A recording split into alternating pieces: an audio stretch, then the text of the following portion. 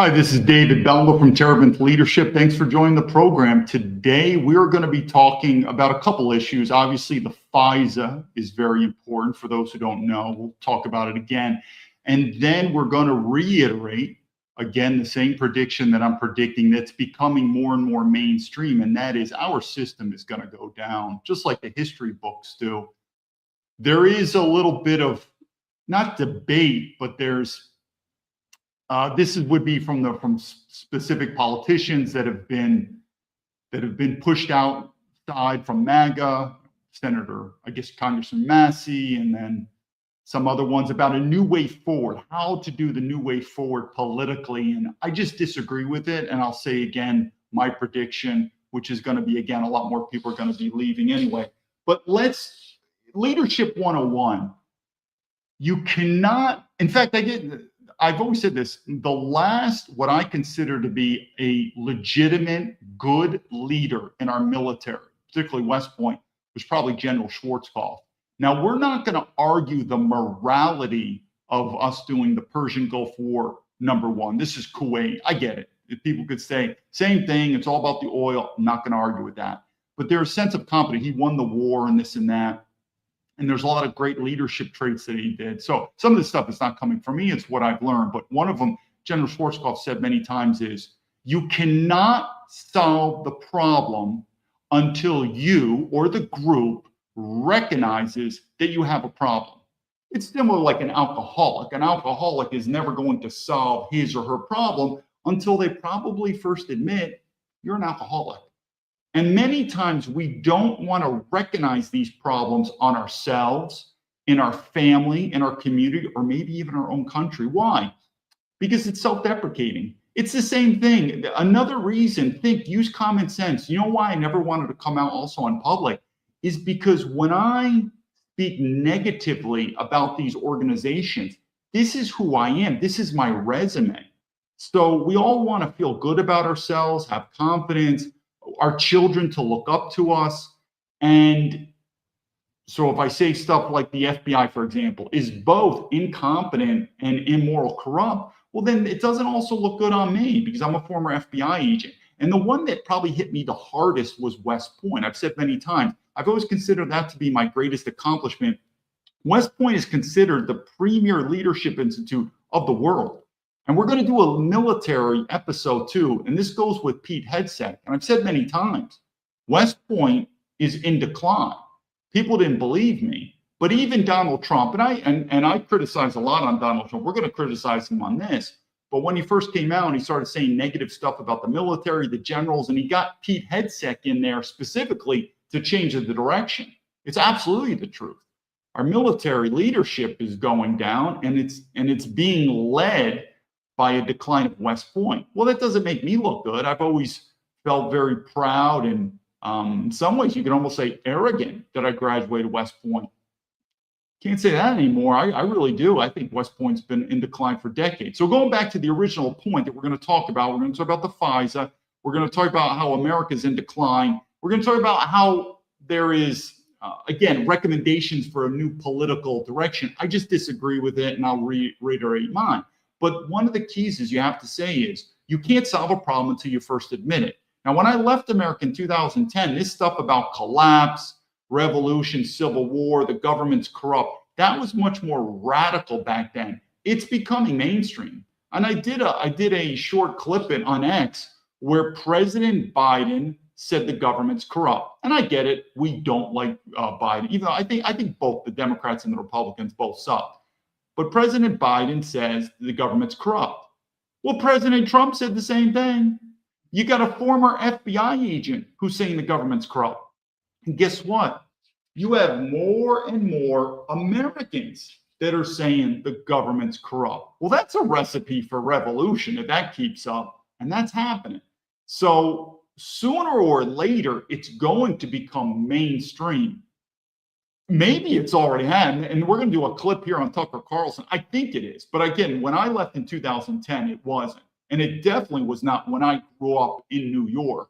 You know, the government's corrupt. There's going to be a revolution. No. I mean, when I went to high school in New York, there was no such thing about civil war, revolution, collapse. Didn't hear anything like that. When I was at West Point, nothing. The first thought that it started coming to my mind was 2005. That was the first thought where I thought, I don't think this system is going to get, meaning America is going to get better. I think it's going to get worse.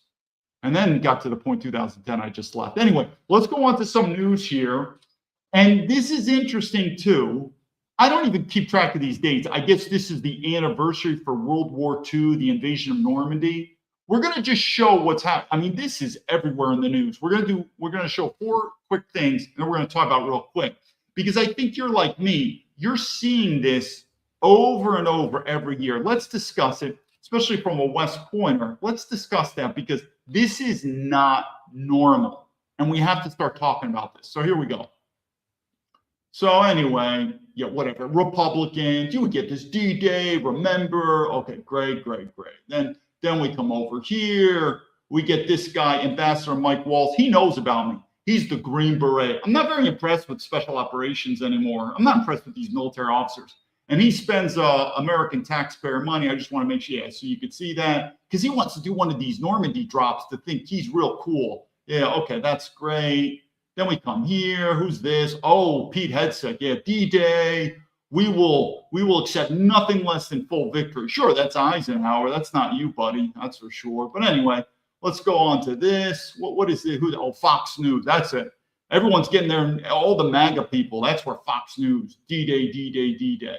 So what am I going to say this? Let me just bring this down here. Let's just have a quick talk on this. Do you notice that World War II seems to be front and center when it comes to remembering our veterans? Thank you for our service. Look what good they've done. I mean, we had a lot of other wars. It almost seems disrespectful. Have you ever seen this type of media and propaganda for the Vietnam War? People got drafted into the Vietnam, the Korean War. How about Afghanistan, Iraq? Those total failures. You know, I still see these dumb clips. I saw a clip from the United States Marine Corps. If you read my book, I was really into the Marines. Then there was a reason I didn't go into it. But boy, there's a lot of dumb propaganda from the Marine Corps. We've never lost a war ever. Oh, really? I don't know. I could think of many, starting from Vietnam. So maybe the logic is, David, we're focusing on World War II because we won.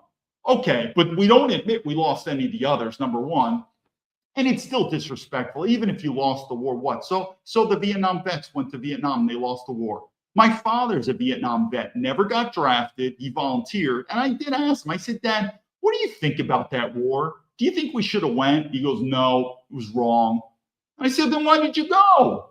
He goes, that was my duty. He goes, my job is not to pick and choose the wars. I put my trust in my government. Notice that phrase, I put my trust in my government. Notice how America's changed. His son, West Point, I don't trust the government anymore. Notice that though, different? But he mentioned that. He's like, David, we can't live in a society where the men say, well, let me pick and choose what war. I'll go to that war, but not that war.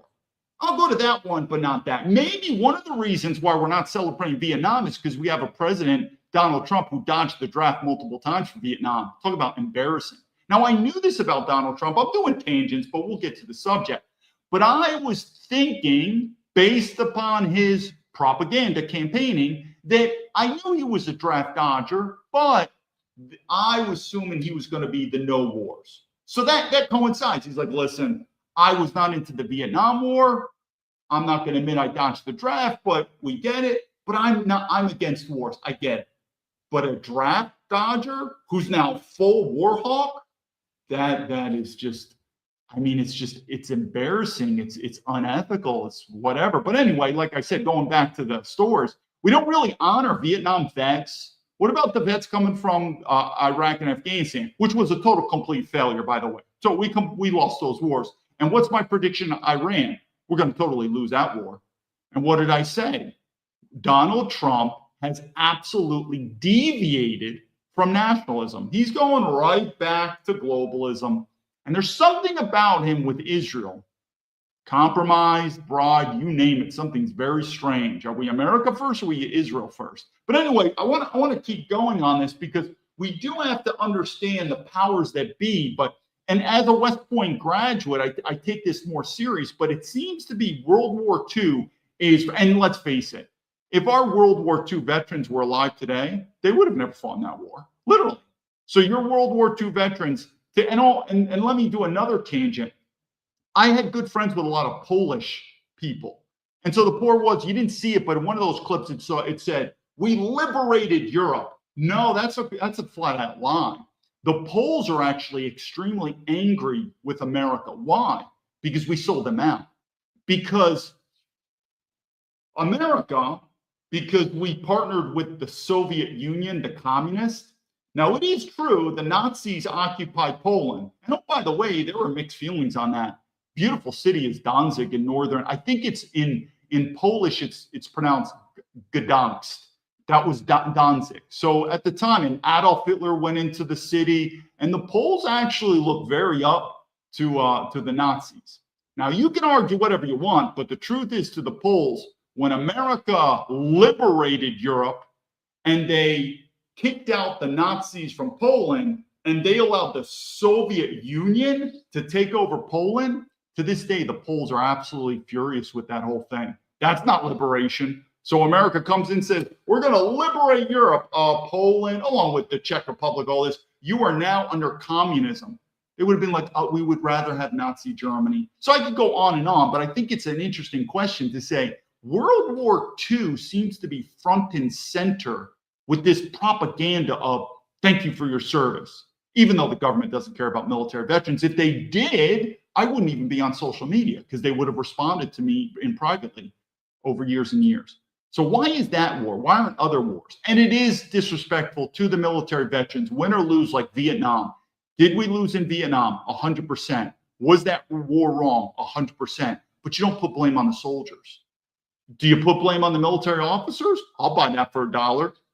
The politicians? Absolutely. The president? Absolutely. But not the soldiers. They should be honored.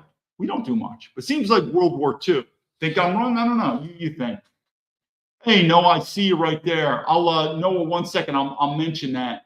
I see Noah B. Price mentioned a couple things. Anyway, so we talked about that. Let me just talk about one other quick thing coming up, and that is 1 second. Let me share the screen here. But you can see like the propaganda. So remember, we're talking about World War II. I don't know. This came up. This is pretty interesting, don't you think? Let me see if everyone can see this. 1 second. The Pentagon raised the threat of it. Now, I want you to know that's the Defense Intelligence Agency. So what does this mean? There's a couple things that you need to understand here. Hopefully everyone could read that. This is also becoming more and more news. When I was in the FBI, the Israelis were treated in a very 50-50. So you have what's called Mossad, their version of CIA, and then you have what's called Shin Bet, their version of the FBI. All I could say is the propaganda is they're our greatest ally, this and this and this. Well, you just saw the article. And I can tell you something, when it comes to the FBI and the CIA, they are much more biased. The defense intel, and it's different. Like I said, we all want to put the government in one big basket. Just like we all like to say the government's corrupt. There are people in there, though, that obviously either are not corrupt or they're not playing by the agenda, and it goes by different agencies. This also goes into the deep state, where a lot of these agencies, so here we're talking about the defense intelligence agencies, through decades and decades of certain leadership, they could start deviating. Because again, these are career governmental people. So don't think that the intelligence community is on the same sheet. And it sounds like Donald Trump is taking the Directorate of National Intelligence, put in a new person. I don't know who this person is. Like I said, and sometimes I don't pay too much attention to it. Why? Because the main prediction is going to happen. It's going to collapse. I guess it's sort of like looking at stocks, and you know this certain stock is going to collapse, but someone's like, no, it's up, it's down, it's up. And I'm like, dude, I'm out already. The stock is going to collapse. Give it time. So that's why we're not looking at it so much. We'll get into the FISA.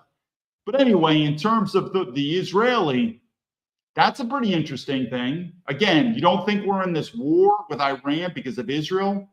You don't think there's some type of influence that's going on from a foreign power, Israel, in our country? It's very strange. And who should be front and center for this? It's the FBI. That's the front and center in terms of domestic intelligence. In fact, let's say it now before we get into in terms of the FISA. There's a CIA, former CIA person who's on social media. I actually like him. I've said many times. His name's John Kiriakou.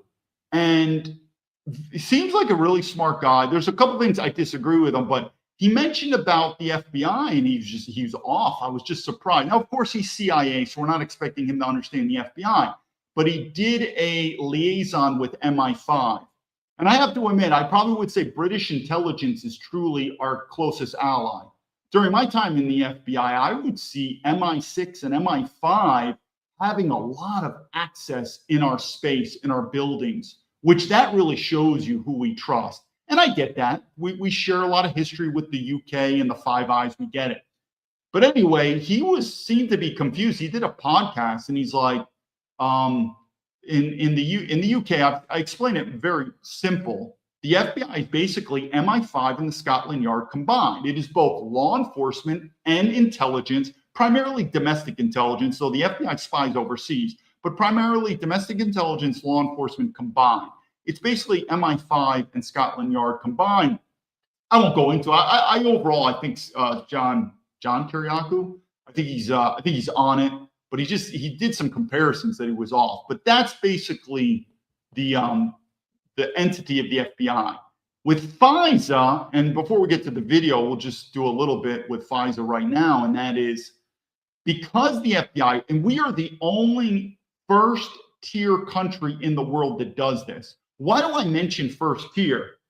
Because if you go to a lot of countries that are just not developed, like truly a dictatorial, an authoritarian, I don't know, we'll just pick a country in Africa where they don't even have their systems.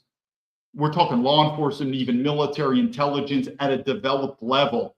It's the king, and the king does whatever he wants, meaning intelligence and law enforcement combined. But in developed countries, think about Western countries, they're separated. Why? Because due process. Now, what is the point of that? Well, remember, in leadership, you're always looking at legality and morality. So anytime when someone says, we're just going to look at legality, that's not leadership. In fact, leadership looks at morality first, legality second. So I'm trying to make this point because I want you to understand, and you probably do, that there's two different types of entities, or you could say negative entities, that a country can face from a threat. One would be criminal. Think of a bank robber or a drug dealer. That's criminal. But then think of a spy or a terrorist. And when a spy or a terrorist, the damage that they can do is at the national security level, where it's rare that a drug dealer, now sometimes they overlap, drugs can get into funding and terrorism. There's a lot of this matrix and web. But generally speaking, if you deal with drugs, even at a high level, and many times people don't know, but the FBI, we work drugs as well. We work top drug cases or work with the DA. But generally speaking, that would be of a criminal nature, just like a bank robber. So does the FBI spy on American citizens where they have probable cause of a crime? Absolutely. I hope that's not a surprise. We all know that. The FBI, I'm forgetting these names. I think it's Title 10. They go up on Title 10s where they could tap your phone, look in your computer, surveil you, everything. But there needs to be evidence, probable cause of a crime. And then we'll go to a judge, meaning this is worked through the Fourth Amendment, where they think, okay, we think this guy's a bank robber, a drug dealer, a pedophile, whatever.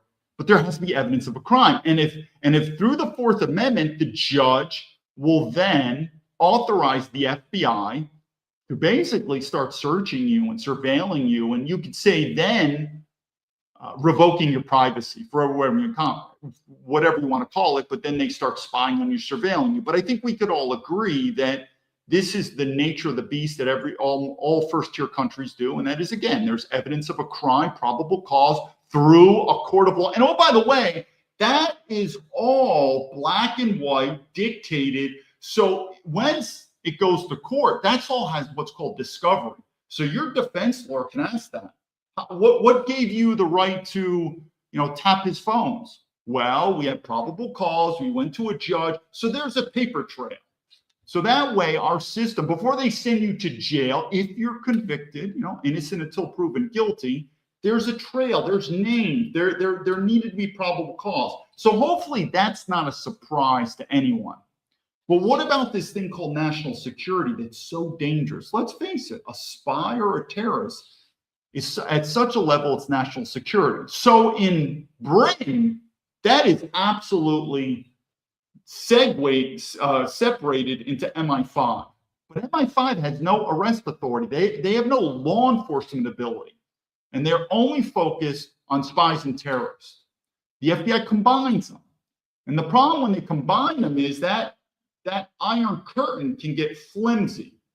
And so the part is the FBI, this is through the FISA. What happened is I was in the FBI exactly at this time because you probably all heard of the Patriot Act. Maybe that sounds familiar. That came about post 9/11, or basically 9/11 triggered the Patriot Act. And what was that? Well, that was the FISA on steroids that gave them even more power. Now, I've made it clear, I have no problem at all, FISA, Patriot Act, when it comes to foreign nationals. I could care less if they're in America or overseas. I've said this many times. This is only about U.S. citizens. Now, when I was in the FBI, if you were a Muslim but an American citizen, there's a high likelihood the FBI was spying on you. It's not like I was a champion of Muslims. I got no problem with Islam, but I've also said Christianity belongs to the West, and I'm not a big fan of Islam and these other religions in the West. That's a different story, but they were American citizens. And I've said this before. Yesterday it was Muslims. Today it could be Christians, meaning it's the principle of it, leadership. And that is they are U.S. citizens. What evidence do you have of them being a terrorist or a spy? And because of this national security FISA Patriot Act, I don't care what they're saying in Congress. I mean, do you really believe the government anymore? I mean, it's gotten to the point now, it's so corrupt, they're going to spy on you. And it's wrong. I don't see any other way. Well, we got to go to the videos because if you said, but David, what's the solution? And I've said this before. Do you really think you're going to fix the FBI or you're going to fix the CIA and yet America is collapsing? I mean, they're one and the same. So if you've got a problem in our United States government, this whole system that we have is going down. But we're going to fix the FBI and the CIA. So the part, it's going to be one kind of system. The whole system's going down. And so if you ask me how to fix it, I'm going to tell you at the end, and I've said this before, where you've got to fix it holistically. And that is, it's kind of like you're in a company called Enron and you're trying to fix it, say how we could fix it. And you're like, this corporation is going bankrupt. It is what it is. Maybe it's the biblical, the phoenix rising from the ashes where things have to be rebuilt. But I don't even think you're going to be able to, what I'm looking for, like a nick and taking a screwdriver and a wrench and just fixing a little here, fixing a little here. And the FBI's fixed. It's all connected. It's all weaved together. And that's what I've said. When I left in 2010, everything is really falling apart. And as much as I criticize Donald Trump or the Republicans, do you really think the Democrats are going to save this thing? Not really. Let's go to a couple more things, and then we'll come back here. Let me think. Am I on it?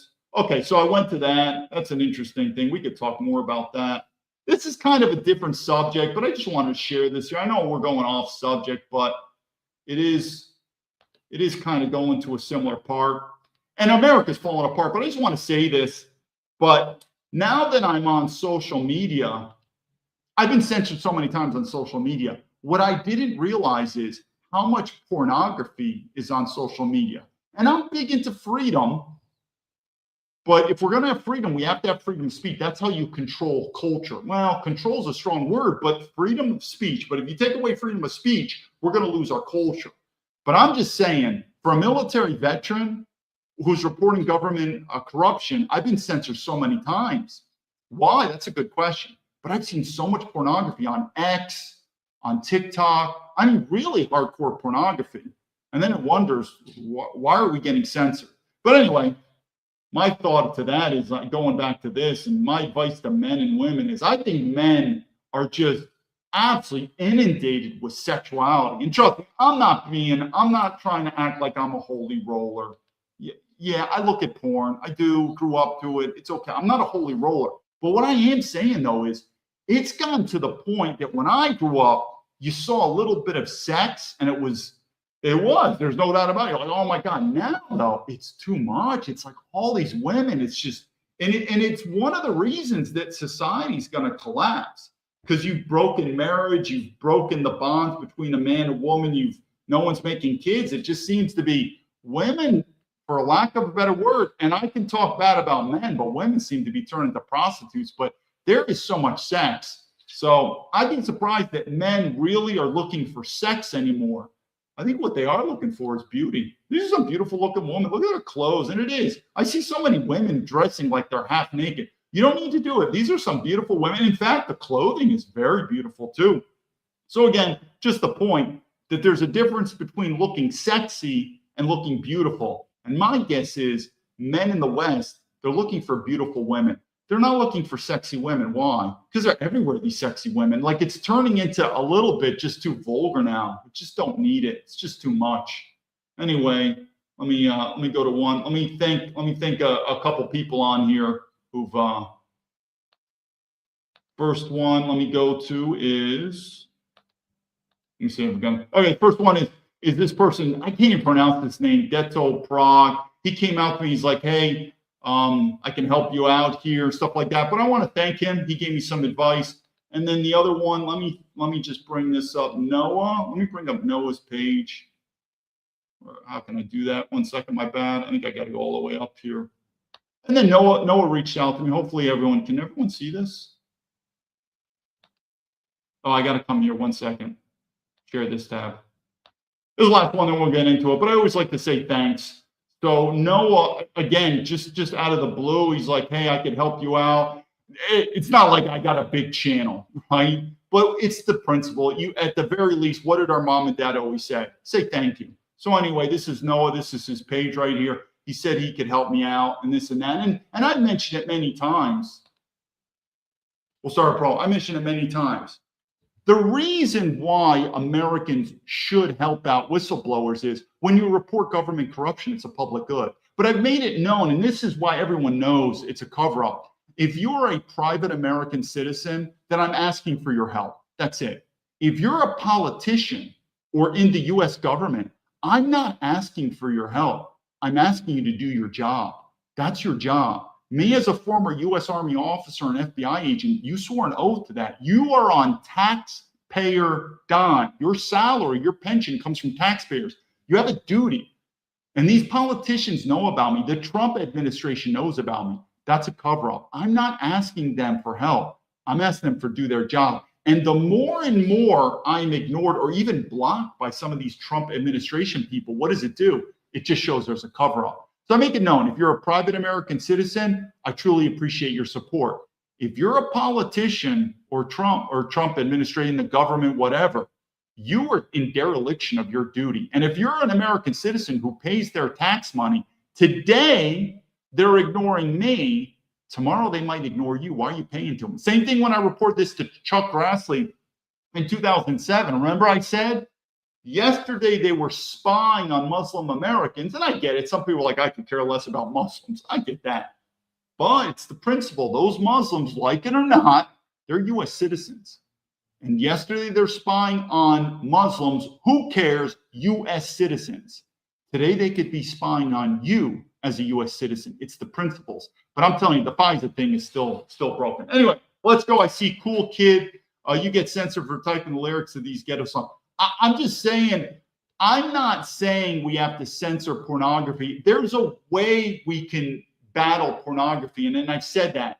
But you have to allow freedom of speech. And so the part is you've heard many times of women say, you can't judge me. Oh, yes, we can. It's freedom of speech. So if women want to wear the most trashy and slutty clothing they want, okay, that's your freedom. It's my freedom of speech, though, because everyone judges. You're probably judging me right now. And if you tell people, don't judge people, well, that's a judgment on itself. But if you take away freedom of speech, and we know this, and what group of Americans probably have the tightest lip freedom of speech controls? Probably white men, white Christian men, white heterosexual men. You can't do it. We're going to lose it. We have to. And that's what I'm telling you. I don't know why people thank military veterans for their service. We're not defending the freedom of speech, that's for sure. We're going to Iran. We're killing Iran. We're doing all this stuff for our freedom. Freedom of speech is absolutely dying in America. Dying. Europe, forget it. Europe, it's gone. But the point being is if we are allowed freedom of speech, that is the cornerstone of culture. Believe it or not, we human beings communicate. And freedom of speech is also how you communicate what you wear. And I get it. Women want to wear slutty, sexy clothing. I get it. Men can judge, and we could say certain things. I'm telling you, if you really want to preserve your culture, many times you don't have to do it with a new law, like restricting this and that. Have free speech. Have free speech. It's our cornerstone, but free speech is dying. Anyway, let's go on to this right here. And this is interesting. Before we go on to the FISA, we're going to go on to the FBI. Now, the FBI is the cornerstone to FISA. Why? I've said I don't care about how they're spying on foreign nationals. I really don't. Whether a foreign national is located in America or abroad, we have so many problems in America. Let's focus on America first. And what's America first? U.S. citizens. Let's focus on U.S. citizens. And that right there, the central piece to that, the FBI.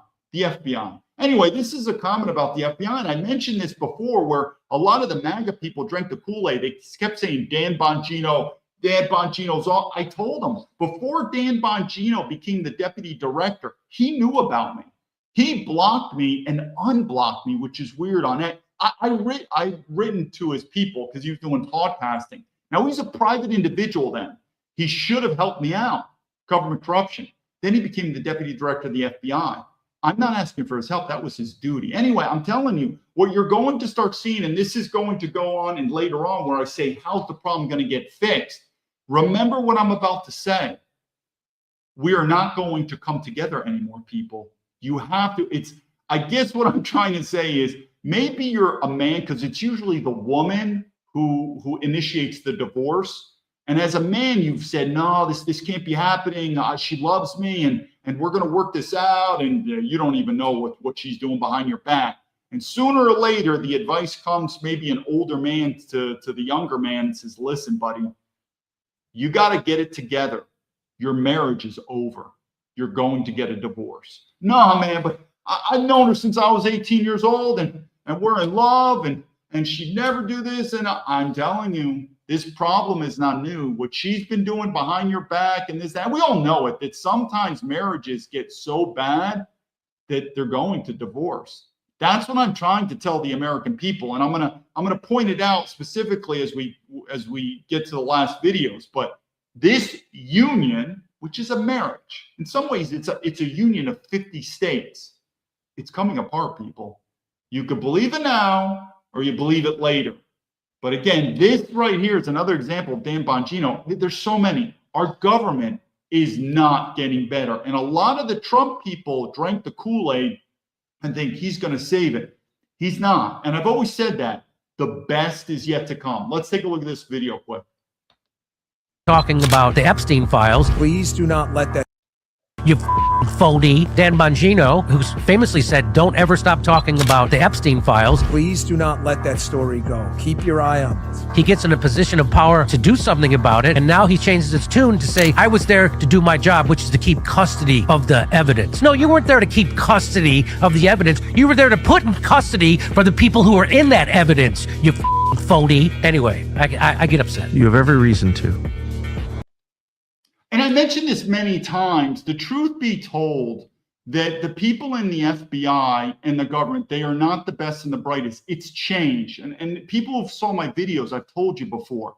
But what I can say is, if you're the deputy director of the FBI, Most American men, generally speaking, would feel like they won in some sort of way the lotto to be the deputy director of the FBI. Again, I was what was considered to be a normal special agent, which was, even when I left, I said, I'm very honored and privileged to be given a chance to be in the FBI, but I said, it's just not for me. And I tried to be as politically correct as possible, and I left. And I even told my friend, I said, part of the reason I'm leaving is I know there are thousands and thousands of American men and women that are dying to become an FBI special agent. Then let them do it. Maybe I'm wrong, because obviously back then when I left, they're like, no, you're wrong. The war on terror. You get it's the same thing when there's a war with Iran or Afghanistan. In the beginning, people will tell you you're wrong. We're on the right side of God or whatever. And you're like, okay. But I said, I'm leaving. The deputy director of the FBI, let's just use common sense. It is radically different than my position, not just in terms of influence, in terms of money and benefits. It is a nice position. So you have a guy named Dan Bongino, and the reason why we're focusing on Dan is he's not an anomaly. I'm telling you, it's everywhere in the government. So you have a person who's a deputy director in the FBI, and he's made his money as this patriotic podcaster. He's says, he'll fight for corruption, America. And now he's in a position, and he was in there for less than a year, never communicate with me. Of course, I didn't need to communicate with Dan, but he had the power, he knew about me, to have one of the FBI to contact me. Never did. But then he quit. So now I want to ask you something. A position in the FBI that most American men would be like, it would be like winning the lotto. They would be like, deputy director of the FBI. Why did he quit? You don't think there's a correlation to probably Dan looking at the money, saying, well, how much money does a deputy director in the FBI mean? I would say probably looking at definitely over 200,000, maybe about 250,000, with a lot of benefits. But then, but obviously it is a stressful job. It's like anything, even in the military. When you get to the general ranks, it's a full-time job, but it's also fun when you're the boss. It's one thing to work hard when you're a minion or a plebe. It's another to work hard when you're the king. You're the deputy director. It's long hours. It's hard work, but you're the king. But anyway, why did he quit? You don't think there's a correlation to money where he said, I want to ask you this. If he was not a podcaster, how much money do you think he's bringing in there? Easily he might be making $1 million US a year. He could be making a lot more than that. But I want you to ask yourself, if he wasn't a podcaster or having some other revenue stream that is very, very lucrative, would he have quit the deputy director or not? Because like I said, I quit and I was a normal special agent. He quit, he was the deputy director. And of course, unlike him, when I joined the FBI, I never said I was going to fight corruption. I joined the FBI thinking, wow, this is a phenomenal agency. I'm very lucky, this and that. He went in there thinking or saying it's corrupt and I'm going to fix the system. Well, he didn't fix anything and he quit. And would he have done that if he didn't have a multi-million-dollar podcast? I don't think he would. So what am I trying to say? The people serving our government are not doing it for duty, honor, country. Most of them are doing it because it's the best paycheck and pension of their life. This also correlates to Donald Trump. Like him or not, I still put Donald Trump as the best president in my life. If you disagree, then show me the president. The Democrat, I've mentioned many times, I think Ross Perot, maybe even Ron Paul. I get it. But generally speaking, notice Donald Trump never served in the government. He was a business guy. Sleazy, corrupt business person. Never served in the military, which again, good and bad. Again, he's a draft dodger, not exactly. But what I'm trying to tell you is, if you had a son, and that son was like, man, you are hardworking. Man, son, you are smart. You're like rocket science. And 3, son, you are a risk taker. Smart, hardworking risk taker. Do you think it would make sense if your son said this and you would agree and he says, Dad, I want to make a career in the government? Really? Now, if you go back to the 1950s, that's when the best FBI and CIA agents were. There's a reason for that. But I'm talking about now, right now. I'd probably say your son is going to say, Dad, I'm going to Wall Street. I'm going to go to Silicon Valley. I'm going to start an entrepreneur. You're not finding it in there. And there's reasons for that. But I'm just saying, you have to ask yourself, Why did Dan Bongino quit? And is there a correlation if he was just a regular? Think about it. Why is Kash Patel still the director? I don't know what Kash Patel was doing, but I heard stories. It wasn't like he was making that much money. Meaning for Kash Patel, this could be, and let's face it, it's a threat to the FBI. It is the best job for him. Now, you might say, but what about Donald Trump? He was making billions or whatever, millions. You get it. He was a rich businessman, and now he's the president. Public service. There you go, David. I'm going to counter you. Donald Trump was making a ton of money in the civilian world, and he took a paycheck. He took a pay cut. I believe the president makes about 400,000 US dollars, and he's donated, which he deserves on the record for that. Supposedly, he's donated his entire salary to charity. He deserves, a positive record on that. But the counterpart that you're going to say is, well, that doesn't make sense to your point, David. He's a rich business person, best of the best in the private sector. Why is he serving the government? Well, like I said, I could say good and stuff about Donald Trump. I would not doubt that Donald Trump, his family, and his oligarchs of his insider community could quite possibly be the most corrupt presidency in our history when it comes to that insider trading, that financial crime. For the same reason that we looked at Biden and Hunter Biden, which I'm not defending them at all. But I think probably Donald Trump, I mean, let's face it, you don't think you can weasel some really good financial deals for you, your family, and colleagues when you're the president of the United States? So you don't think the president put his business cap on that says, well, I'm in the business world, I can make this amount of money, but if I'm president, which is corruption, I can make even more money. Do I think that's happened? Absolutely. But then it comes back, and we'll go to the end. You'll see it's like, David, I don't see your point. You're saying the Democrats are corrupt. You're saying the Republicans are corrupt. So what's your point? The entire government's corrupt? I mean, pretty much. I mean, it's getting worse and worse. So that's why you're going to see when I finally tell you what the solution is, that's what you're dealing with. So when I say Donald Trump's the best president in my life, it is what it is, people. But I keep saying the best is yet to come. Let's keep going on another one here. And it just goes a little bit with the FISA. Let's just talk about it a little bit. But it sometimes sweeps up information. FISA Section 702 collects information on foreign nationals communicating overseas, but it sometimes sweeps up information on Americans. That's the controversial part. The program has gotten a new lease on life, at least for now. Chief Congressional Correspondent Chad Pergram tells us where things stand tonight from Capitol Hill. Bipartisan worry about FISA expiring. If we go to bed tonight and we don't have that program in place. You know what he's about to say. You've heard this so many times. Remember the war with Iraq? Because what happens is this, and I've said this many times, the security industrial complex. And when I say security, that would include military, that will include law enforcement, that will include intelligence, the security industrial complex, just like the military industrial complex. Where there's not a threat, then there's no money. We've also heard in the news, I don't know if you know it, the Southern Poverty Law Firm was funneling money to KKK and racism to build up. We know this thing. So there's always that threat. Remember 9/11, and I've said many times in my time in the FBI, what do I think happened in 9/11? I don't know. I've said many times too, it's politically incorrect, but I'm telling you, I don't believe we know the truth what happened in World War II. Notice the propaganda, but 9/11, no. But anyway, you have to use common sense.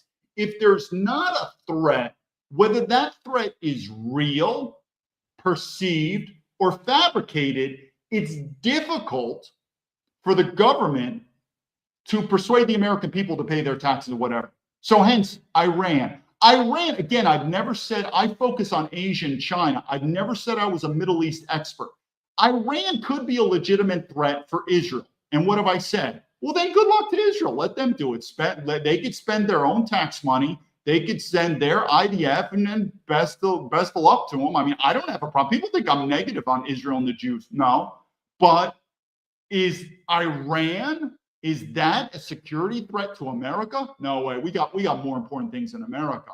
But you've heard this before. We're going to go back to it. But this what's the word I'm looking for? What's the word where they're calling about? Where they're always they're the propaganda, where again they're always the threat, the danger, and it works because fear is a powerful emotion. But anyway, let's keep going. So again, back to the FISA. If we don't, And there's clippets. I should have had it. If you go to my X feed, I saved them where Donald Trump himself says, they illegally spied on me with FISA. This is before he became president. They illegally spied with me in FISA. FISA's unconstitutional. FISA's corrupt, this and that. And I said, yeah, Donald Trump, I agree. That was that was the main thing with my whistleblower. That's the main thing that's happening now.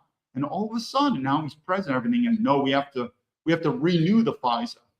That's a flip-flop. You don't think so? Major flip-flop right there. But anyway, let's go to FISA. But you got to remember, there's always, man, I'm forgetting the word that's called. It's like, I'm thinking like a hot pot. I don't know what the word is called. But anyway, they're always trying to say, if we don't do this, there's going to be danger. I mean, remember Iraq and the weapons of mass destruction, always like this. And it's a complete failure all the time. But not for the government, because remember, no wars, no money. They need this stuff, the intelligence. They need these programs to keep the money flowing. And I've said this many times. They don't want to neutralize the threat. They don't want to win the war. They don't want to lose the war. Just keep the wars going. Keep the threats going. Think about it. I'm the director of the FBI, and I'm here to report these threats. You know what the director is going to say. You know the threats facing America have never been as high as ever. Well, then what the fuck was the war on terror for 20 years? We were on a war on terror for 20 years, and we pumped so much money into it. Oh, my God. You thought the money, when I was in the FBI, our budget for national security, monopoly money. I would even ask these people, I'm like, don't we think we're spending a little too much money? What are you talking about? We're at war. You know, the war on terror. Spend it. So I think you all agree, if we were a private company on it, we would have been bankrupt a long time ago. So now the FBI director comes up, and you know this, the CIA, same thing. The threats have never been higher. America's at danger. Well, I thought the war on terror that we've been doing for 20 years, going into Iraq, going into Afghanistan, did we accomplish anything? Keeps going, people.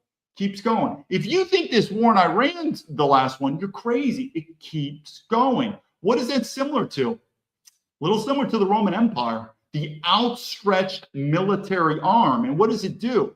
And we're conditioned to, I know we're talking, but we're conditioned to always say, military, thank you for their service. You don't need to thank me for my service for two reasons. One, Americans always thank military veterans for their service, but they don't really thank. I got so many, the responses that I got specifically from MAGA have been absolutely unpatriotic when I said, hey, I'm a military veteran, I need help.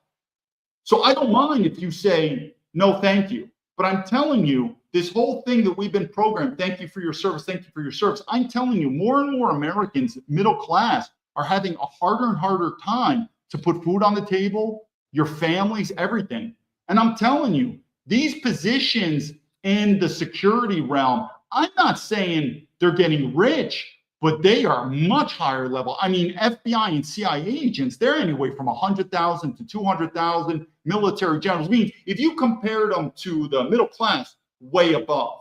But then the real money, oh, I know former CIA, FBI, and military people when they get into contracting. You ever hear of a guy named, I keep forgetting the Eric Prince? Oh, yeah, I know about Eric Prince and his company in Hong Kong working for the Chinese government.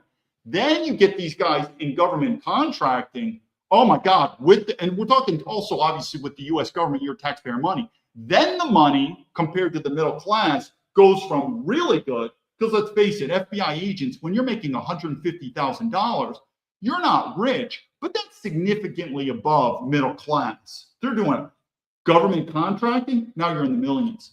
I've got a West Point classmate. He's been what's called a Beltway bandit in Washington, D.C., multi-millionaire government contracting. But without a threat, he has no business. So it behooves him to keep the threats up. I've said this many times. It's the same thing like private prisons. I'm against private prisons. If you're going to send now, if it was with, I don't want to get into that, it's confusing. I was about to say with non-U.S. citizens. If you are a U.S. citizen and you get sent to jail, we want U.S. government to be responsible for you for good or for bad. You get a private prison there, now it's profits. And what did I say? It behooves them to have more prisoners because they get paid per capita.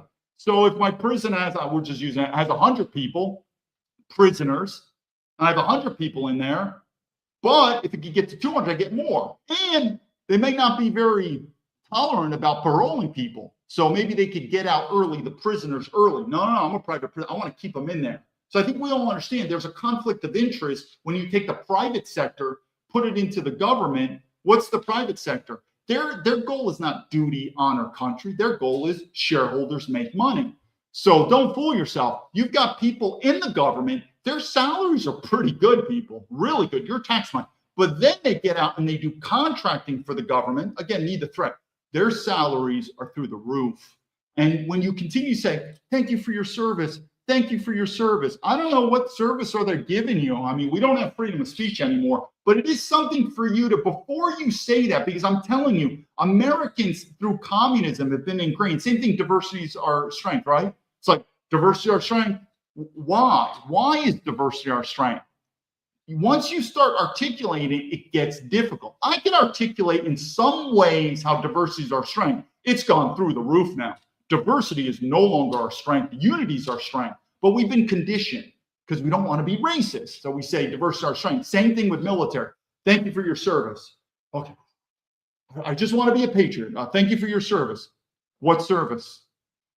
What service? Well, you're protecting us from who? From the Iranians. I'm telling you, I wrote this in my book. If you're an American citizen and you're worried about your Christian faith, your European family, and your freedoms of speech or whatnot, I would be more worried about the U.S. government taking those away than China, Russia, Iran, North Korea. Anyone with common sense knows it. So you need to start thinking before speaking and saying, thank you for your service. Now, there are times, I mean, for instance, the FBI, your daughter gets kidnapped, right? And the FBI, that's what the FBI is in charge of, overseas kidnapping. And the FBI rescues your daughter, brings your daughter back. Absolutely. Handshake, maybe give them an apple pie and saying thank you. They might not be able to accept it, but it's an apple pie, obviously bribery. But you get my point. I could say thank you for your service. So there are things we can, but overall, the government as a whole has turned more into a burden, negative, than positive. They're taking more money than they need, and they're not doing positive things for it. This is why I've said maybe we should start defunding it, which obviously Donald Trump was not on that. He wants to increase the government. But just think about that next time. In terms of, let's go to one thing right here. I want to see, I forgot what this is. Okay, let's keep playing. It's my bad. I fear there will be blood on our hands. History may judge the lapse of Section 702 authorities as one of the worst intelligence failures of our time. Many Republicans were once leery of FISA, but believe a House-passed renew included guardrails after the FBI improperly used the program during an investigation which included President Trump's 2016. The FBI, the FBI was abusing FISA from the start, and they're continuing to abuse FISA. If you think anything has changed, you're wrong. They abuse it. And again, we're focusing on U.S. citizens. Nothing's changed. Campaign. If you abuse FISA now, you are going to prison. So this guy right there, let me show you. He's a congressman from Wisconsin, former Navy SEAL. I'm going to use some foul language. This guy's a piece of shit.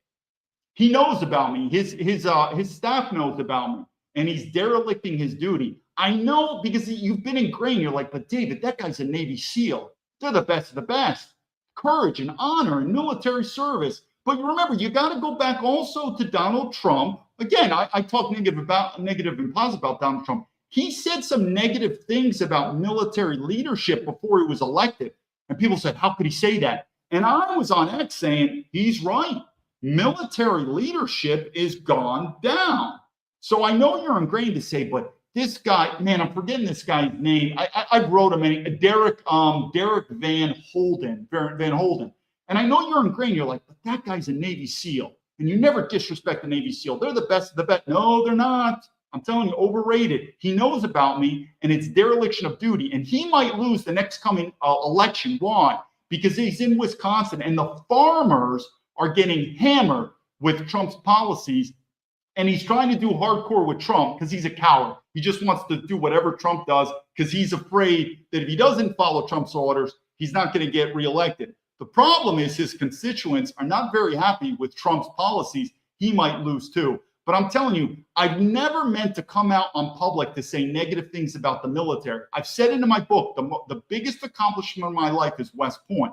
The West Point that we have today is not the West Point that we had decades ago. And military leadership across the board is substandard, immoral, and incompetent. Even you saw that from Donald Trump getting Pete Hegseth. But this guy is an absolute traitor, this guy. He knows about me 100%. Anyway, let's finish.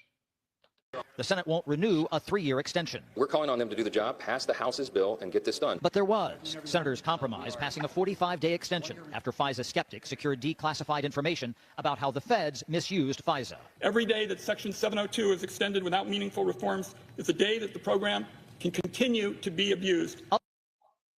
You know, I would never, I've said this before. What you're going to start seeing is I would probably be considered far-right political, which I've said many times. If you go back to America, I've said two things. Before you call people far-right, remember these two things. If you go back to America 100 years ago, 100 years ago or more, the far-right is normal.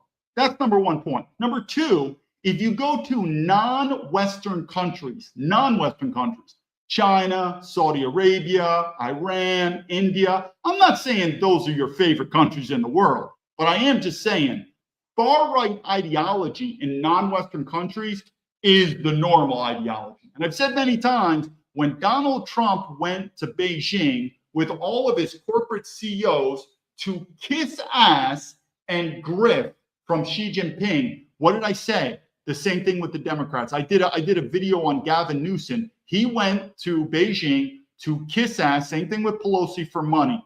The Republicans do it too. So what I want to say is before we get on our high horse of America to say we have morals, I don't think we do. I think it's all about the money in America. I mean, we would do deals with the devil. We would having deals with North Korea tomorrow. So if people say, what are exactly the morals and ethics of America? I don't know. We're a corporation. So it goes back to my point with the Democrats. Don't fool yourself. I believe I said many times, the battle is not between the left or the right or even races. But I don't want to be one of these kumbaya people. We generally are not aligned. But that leadership phrase, the enemy of my enemy, we all should know it. Think about it. World War II. Why did we align with the Soviet Union, the communists? Anyone with common sense should know that they were worse than the Nazi Germany. We were afraid that we were not going to win against them. Anyone knows, I've studied a lot. Eisenhower's a pretty interesting general to include Patton, and Patton disagreed with it. But at the end of the day, we were worried that we were going to lose the war with Nazi Germany, and we were terrified if Nazi Germany and possibly the Soviet Union aligned. So we just said, everyone knows that the alliance between the Soviet Union and America was purely strategic. So what am I saying on this point? Well, the far left, the far right, everything, I get it. We're not politically aligned. But I am telling you, the common enemy isn't us. What do I keep saying? It's the top 1%. The top 1%. And what did I keep saying? Our government, our politicians. So again, we don't have a president anymore. We have a CEO, Donald Trump. He's a CEO. If you study CEOs, and my time in leadership, it's very similar. A CEO and a general are very similar, but they're not acting in lines of leadership. He's acting like he's running a corporation. And what is the number one job of a CEO? Profits. Increase revenues and decrease costs. He's running America, which is a corporation, like a CEO. Who are the politicians? Management. So the key question is, who are the shareholders? Who's the chairman of the board? Those are the corporations. And so the part is I say this to the dumb MAGA people. They're like, you know who's ruining America? It's those homosexuals, or it's those pink-haired feminist women. I'm not saying I agree with those people, but if you think a bunch of homo boys and lesbian women are running America, you're a moron. But on the flip side, if you're a liberal and like, you know what's really destroying America? Those white supremacists. Those white supremacists are probably working in McDonald's in Alabama. They don't have as much power as you. The people that are probably controlling America in this are probably people with the money. follow the money. And the system that we have in America is the top 1% continue to get richer and richer and richer. And the top bottom 99% continue to get poorer and poorer and poorer. This is not capitalism. This is turning into an oligarchy where we're losing our freedoms. So I'm telling you, this is a statement where it's not kumbaya. I'm being very honest, and it's grounded in leadership. The number one enemy is not the left or the right. It's not the blacks or the whites or stuff like that. Even though I make it known, I don't believe multiracial societies work. I make it known. But at the same time, the number one enemies, the number one problems are not the people.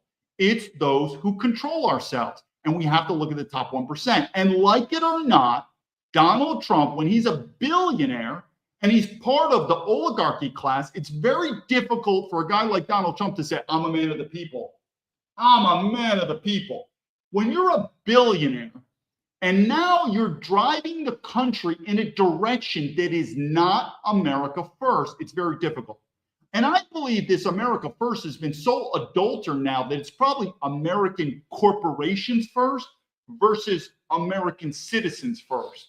So Trump and his rich kids who've never served in the military, along with Donald Trump, who's a draft dodger, it's very difficult for him to say. But at the same time, if you say, all right, David, who's better than Donald Trump? What do? I come up empty-handed. I left the country, but I'm going to give you the answer later on. But notice I didn't say anything about, well, we need to, I don't know, AOC or Gavin Newsom. And no, I'm not a fan of J.D. Vance. I'm not a fan of Marco Rubio at all. But again, we have to ask ourselves, then what's the solution, David? I've said it before. We'll keep going. But here, let's go to one thing here. And the reason why I want to say this is I predict the American empire is going to collapse. It's in history. Now, one of the things that's different about me and other people is you could do this with investments. It's one thing, I mean, we'll use crypto now. Crypto is going down, but it's one thing to say, hey, you really need to invest in this. You need to invest in this stock. You need to invest in this crypto. You need to do this. They could be right or wrong. But a good question is, have you invested your own savings into this? And if they said, actually, I've invested zero money into that, what does it do? It pulls you back. So wait a minute, you just said this is a good investment. You're telling me you didn't invest any of your money in it? No. What about the opposite? He's like, I invested everything into this. He still could be wrong, but it is. What about me? I left America in 2010. It's not easy, people. It's not easy. And I didn't want to. I never left America. I said, screw you. I just said, this country is going to a revolution. It is what it is. Could I be wrong? Absolutely. But because I left in 2010, and that's also why they try to paint me or us as the doomers. I've been saying this since 2010 when I left. Well, I mean, I started in 2005, but when I left the country in 2010, that's probably pretty good evidence there that says, yeah, way back then, I was already predicting. So they're trying to get you that there's these new doomers now. It's just like a rage. It's the flavor of the month, like America's going to collapse. Not me. And since I left in 2010, it's gotten worse and worse. We're going to do this clip. Now, this clip is pretty nostalgic, and it's pretty interesting. And also, by the way, it's about the English Empire. What most people don't know is not today's English people, but English people or British people, most of them have German DNA. It's an interesting story. It's also about America, but we should respect our European forefathers.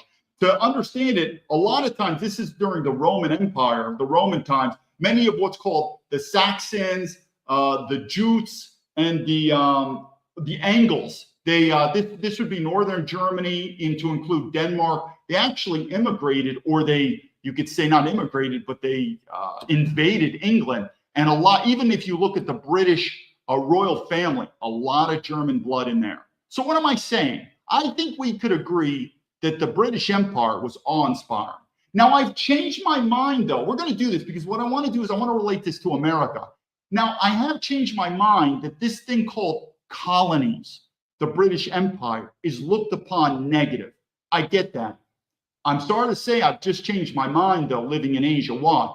Two colonies come to my mind, and I'll do videos later. One is Hong Kong, and one is Singapore. They were both British colonies. And I could tell you something.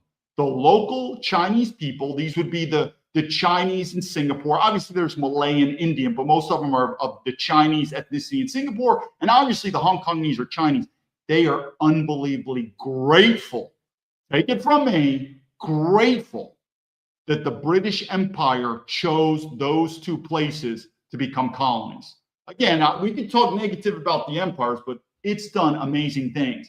But what I want you to do is see this British Empire. It's a short clip, very short. It's like a minute. But I want you to think to your mind and say, oh my God, there used to be a British Empire. The British Empire, by the way, collapsed after World War II. That's what they had to use their resource again against Germany. So even though Germany lost, guess who else lost? The British Empire. But what I want you to think of is we forget history in America. This was an enormous, powerful empire, the British Empire. It's gone, people.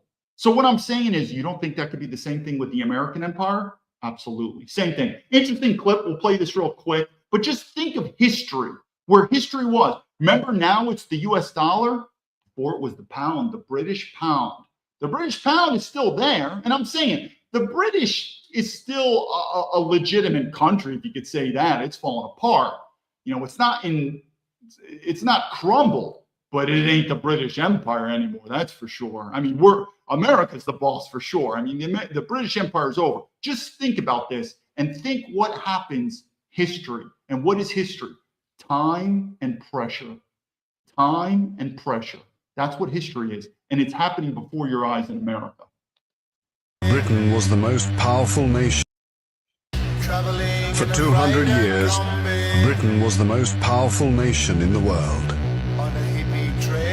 From Canada to India, from Australia to Nigeria, from the Caribbean to South Africa, the British Empire once ruled over a third of the people on Earth.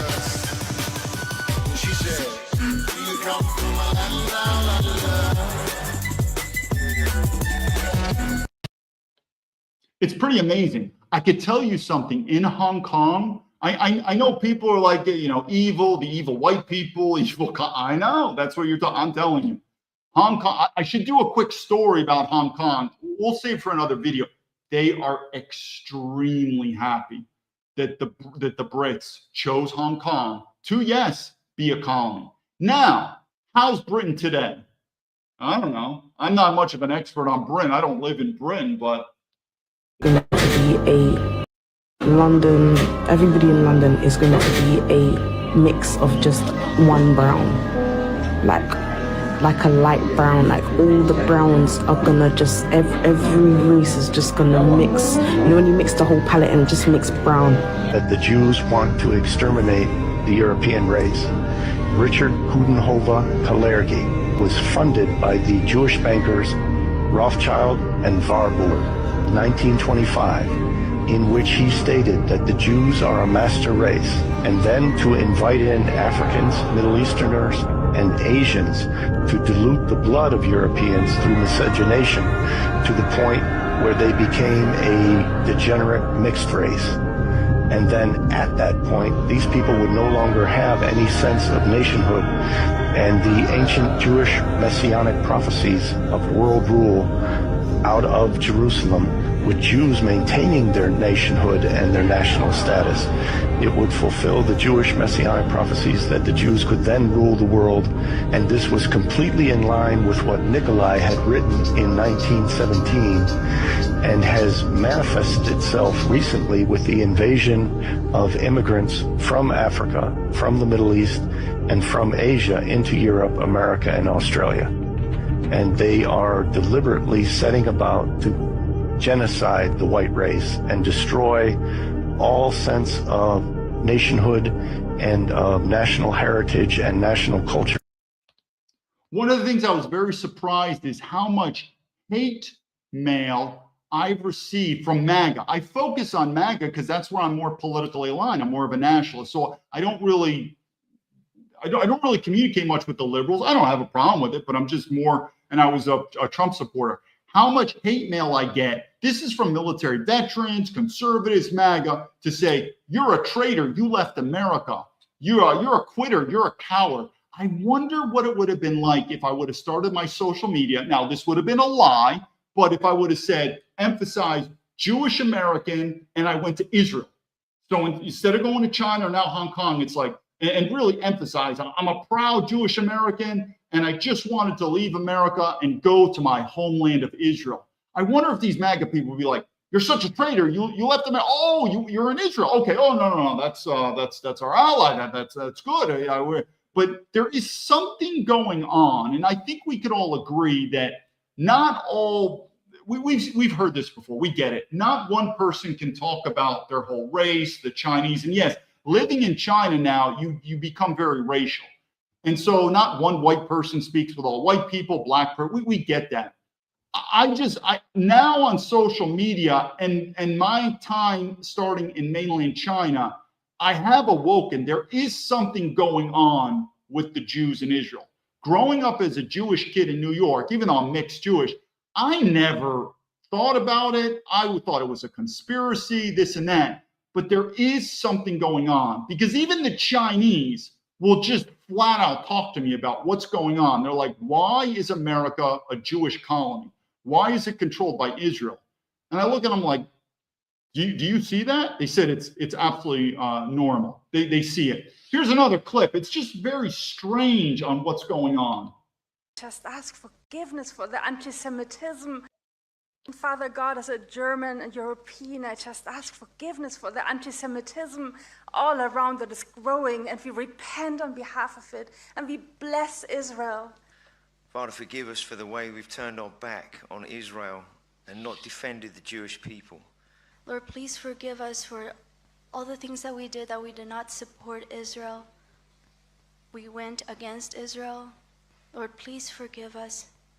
Would you turn the hearts of our leaders in both government and the church, along with the people of our nation, back to honoring you and your word, so that as a nation we would once again stand with, support, and be a friend to Israel and to the Jewish people. Lord, I especially want to pray that you will rise up a young generation that will stand for you, that will stand firmly for your word, for your truth, and will stand firmly with Israel and support Israel.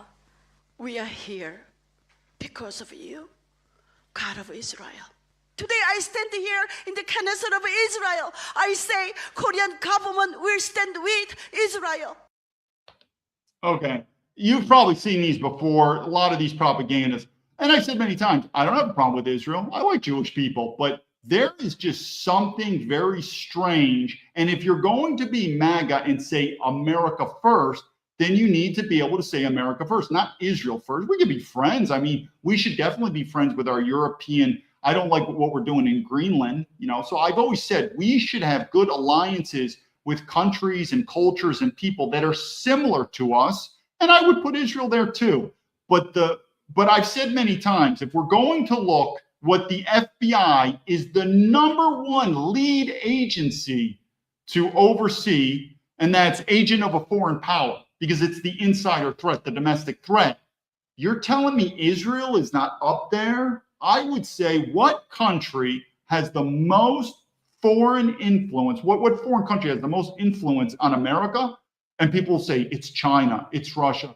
I'd probably say it's Israel. And so I would just politely say, I mean, there's some, I won't say it on there, there's some interesting stories with the FBI in Israel that we won't go into, but I'm just saying, I don't have a problem with Israel. What I have a problem with is the American government not putting America first and just not doing Israel. But we won't, I've done other videos on this, but I think it's going to get more and more mainstream, just like we talk about collapse, that this influence that Israel has on America, something's just not right. But I don't have a problem with Israel. Go for it. Have fun. You want to go to wars? I mean, this whole thing, we'll get into the next subject, but I think to most Americans, if you say, do you support Israel or do you support Palestine? I think most Americans could say, I could care less, either one of them. I just support America. Just, you do what you got to do. You Jews, the Palestine, you figure that out. We're in America. We're falling apart. My wife's about to get a divorce. My son wants to transition to a transsexual. My daughter wants to go on OnlyFans, and I'm about to get fired from my job and foreclose on my house. I have enough problems in America right now. Our country is falling apart. Let's put America first. But the same thing I've said, Taiwan, Beijing, Ukraine, Russia, Iran, Israel, You guys do whatever you got to do. But it seems we are constantly, and there seems to be obviously favoritism with Israel, where we're putting foreign countries, foreign entities above American citizens who pay our taxes. Just me. I mean, we'll see. I left America. I don't pay taxes, but this Israeli Jewish influence, we've got to get to the point with free speech that we can at least start talking about it. Just start talking about it. Anyway, what I want to go here really quick is this is with Tucker Carlson. And this is what I keep saying in mainstream, how this is becoming mainstream now, that something is going wrong with our country. I said this in 2010 when I left, but you got to remember 2010, if you started saying, I think civil war, I think collapse, I think revolution, I think people looked at me like I was nuts. Now this stuff is becoming mainstream. And I'm telling you, we're going in this direction. To say Poland, if you heard about a country, let's just say Poland, under the Soviet occupation of 1971, and you were told that in Soviet-occupied Poland, there was no privacy whatsoever. There was not one place you could go where you were not surveilled by your government. Even in your own bedroom, people were listening to you. Even when you got in your car, your sanctuary, a machine began to lecture you, hector you like a neurotic girlfriend about wearing your seatbelt. Slow down. And if you didn't, the vehicle would take control away from you, exert autonomy, and strip you of yours, and just act in the way it decided best. You would have no privacy, and you would have no autonomy. If you heard about a place like that, you would say, well, that's the definition of totalitarian. But you would be describing America right now, before AI. So it takes a little bit of mental effort to get perspective on the world you live in and how far from the promise it is and how much it has changed, how totally unacceptable it is, how totally contrary to human thriving it is. It's no surprise, given those facts and many more like them, that SSRI usage is beyond belief. The suicide rate is unacceptable. People are miserable under our current system. That system is called liberal democracy. There are very few Americans who don't support liberal democracy, including me. I support liberal democracy. It's our birthright, liberal democracy. It's the greatest thing we have. Liberal meaning respecting of human rights, the rights with which we were born, and democracy meaning we own the system and we put our representatives in office by voting for them. We're in control. We're the shareholders here. Liberal democracy. But the truth is, our democracy is neither liberal nor democratic. It doesn't represent people and it doesn't acknowledge fundamental human rights. It bulldozes them. And everybody on some level knows this, which is to say it can't continue because nobody believes in it anymore. Some of us are hoping for a peaceful resolution to this crisis, but it is a crisis. When the government begins to actively harm the people it supposedly serves, it's reached the end. I mean, it may take a while to end, but it will end. Because that doesn't make any sense. It's intolerable. It would take a lot of technology to force people to obey a system like that. And even then, it couldn't go on forever. And this one won't. So as you think about this, it gets pretty dark pretty fast. The system you grew up with, the one you were taught to love, the one about which there was at one point a lot to love, is going away because it just doesn't work. And historians will debate why it didn't work in the end. Were the flaws inherent to it? Was it bad leadership? Was it the baby boomers? Who knows? Wiser heads will determine the answer. But in the meantime, it's enough to know that it can't continue. And that's one of the reasons that you're hearing an awful lot of dark muttering about revolution, violent and otherwise, on the internet. And so again, this is the point, we'll go back to it. This is the point that I'm saying. They're going to try, and again, I've actually found Tucker Carlson to be better and better. I think probably one, he's got a lot of money, so he doesn't need money to work for the corporations, number one. Two, I believe when you get older, I'm 50 years old, when you get older and Tucker's at, you just start saying stuff what it is. And I think maybe there is a moral Christian code in him. But the point being is, as I say again, don't be fooled by possibly the propaganda, which is also with MAGA, which is this would be the Dan Bongino, where he would paint people like me as the gloomers, the people that are saying the system's going to end. I left America in 2010. I started thinking this in 2005. So the thought that I'm on some new bandwagon, and I said, I wrote all my congressmen and senators, I mean, literally all of them. I mean, almost every single one, the government. This was back in 2022, saying I would like to work out in private. Our systems aren't working anymore. And I think in that letter, for whatever they thought about it, I said, this system is going to collapse. We're going to get to revolution. You don't spy on people behind their backs. You face them. I mean, I could do more stories. We're going to finish it, but think about, let me just do this a little bit. We are not, our government, the reason why we're changing is the people in America have changed. We're not the same American men that it used to be. So this is the example the FBI has done to me now. And I've got many examples in my case, but here's one. Picture an example where you probably grew up, and if you had a good father, he would have taught you this. They're in school, someone's talking behind your back to everyone, destroying your reputation. This is in some way spying on you, but of course the FBI is a lot higher. And you heard that the person behind your back is whatever, Billy. We'll just say Billy. And you confront Billy. You say, Billy, if you've been on my back, spying on me, telling me bad stuff, and Billy is too afraid to face you, and he sort of runs off. That's like the FBI. Think about the FBI. Again, this is literally my situation and so many other Americans. The only lucky thing with me is I know they're spying on me. I'm telling you, if you're an American citizen or even a foreigner, it doesn't matter, and you're particularly living in America and the FBI is spying on you, there is less than 1% chance you'll ever know. It never would happen. Again, because I was located overseas, the FBI had to use what's called extraordinary measures and leave trail. And it was easier, much easier for me to find out. You'll never find out. But picture this scenario, because it just shows the cowards of this system. Because again, there is no way, shape, or form you could define my situation as anything other than the system is not working. Our government's corrupt. They all know about it, and they're hiding it. Picture this. I know this is kind of a comical example, but just this. You and your wife are eating dinner at your dinner table, and your wife says, "Do you hear some noise in the bushes outside the window?"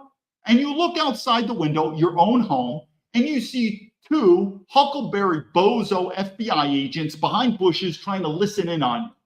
You say, "Hey, you FBI," and they run off. And they run off. And then the next day you go to the FBI office, this is comical, go through and say, "Listen, I think you guys were spying on me. If you have a problem with me, you face me man to man and you tell me what it is." And what does the FBI say? "No comment. No comment. Don't know where you're going. I'm not going to confirm, not going to deny." Now your tax money is paying with these people. Then you go back the next night with your wife having dinner again. And your wife, second night, says, "Are you kidding me? I think I hear the same noise." Sure enough, you go out and you see the same two bozos, FBI agents, hiding in the bushes. And you say, "Listen, you two bozos, I see you. Stop doing it. Face me." And they run off. It's very cowardice-like. And that's what's happening. I'm telling you, Leadership 101. People have this fear of these alpha strong men. And I get it. There could be dangers to them. But generally speaking, take that strong alpha male any day over these weak men. Why? Because weak men are afraid of the truth. They will hide. They will do stuff to the back. They're afraid of confrontation. It's the same thing if you met a man, you're like, "Hey, have you ever gotten fist fights before?" And you're like, "I'm not proud of it, but I've gotten in fights here and there. In fact, sometimes I kind of like to get in fights." I'm not saying that's good. Versus the other man, "I've never gotten in a fight in my life and I never will. I'll run from every fight in my life." Because what happens is weakness increases fear. An increase of fear will increase unethical behavior. Unethical. I still remember this, a story in World War II that was pretty funny. My father told me, and when I was at West Point, I studied again. This was when, it wasn't General Patton, though I'm sure General Patton would have these stories. But this is sort of, and I should do a video of the difference between a leader and a spy. We have this nostalgia in America over spies and this and that. It's not, what Hollywood is portraying the spy is not really as appetizing as what it should be. Where leadership, and leadership is a lot of times foundation is a military officer. If you think of a military officer, that is kind of the bread and butter of leaders. Spies aren't. Anyway, the story, because I want to go back to the video, it's very simple. Post-World War II, the American forces and the Russian, or you should say the Soviet Union forces, were together, and they were having, I guess you could say, a celebration dinner in Germany. I'm forgetting the names. I got to go through true story. Anyway, it comes to where there's an American general, and the Russian general sends his aide and says to the American general, the Russian general wants to do a toast with you. And again, I don't know if this is, I think it was Patton who said this. Anyway, the story was, you tell the general, I think he's a fucking idiot. Something like that. Very impolite. Because that's what the general thought about him. Make no doubt about it. The Russians, the Soviet Union, were not exactly exemplary. We only allied to them specifically for the Germans. So anyway, the Russian interpreter was like, I cannot tell the Russian general that. I mean, it's unpolite. It's not. He goes, you tell him that. And he goes and tells the Russian general. The interpreter tells the Russian general what the American general said, and the Russian general was taken back. And he says, well, you go tell the American general, I think he's a fucking idiot, something like that. Then they told the American general, and guess what the American general said? That sounds good. You know what the Danish say? Put the fish on the table. What does that mean? You get out in the open. So then he told the American general, he's like, okay, that's good. Now I can have a toast with him. Because he knows exactly what I think, and I know what he thinks, vice versa. We're not playing any child's games. Now we can do a toast. Now, obviously, that culture is the exact opposite of espionage. You keep your secrets. You don't reveal your secrets. It's very feminine in nature. Believe it or not, leadership in general has a very masculine energy. Espionage, women are just, I cannot tell you how many women want to have sex with a spy. Women are just, if you go from the FBI to the CIA, there's more women in the CIA than it is in the FBI. It's just and you'll find a lot of FBI agents. There's a lot, my supervisor was married. You'll see a lot of CIA married to FBI. And 9 out of 10 times, the FBI is the guy and the CIA is the girl. And so the point is espionage, believe it or not, has much more feminine energy. It is what it is than leadership. So for the same reason, the FBI doesn't want to confront me. It's very cowardice. It's very feminine. That's who they are. But if you think these people now in our government are just hard charger leaders, those days are done. Anyway, back to the story. You're going to see it. It's going to get worse in America. And what's interesting is, again, Tucker Carlson, which is definitely mainstream now, you are going to start seeing this more and more mainstream. Stuff like civil war, collapse, revolution. And I say again, do not be fooled. They're trying to make it feel like this is some new age propaganda. Not with me. Same reason why my story is so bad for the American government. Another part of my story. You're telling me the Boeing Corporation, which is part of the military-industrial complex, illegally terminates an American military veteran, and I was up for promotion, meaning I was a good employee. As soon as I became an ethical whistleblower, they fired me. They replaced me with a Chinese national who's in charge of their cyber information security, everything in China. Doesn't make sense, people. Why?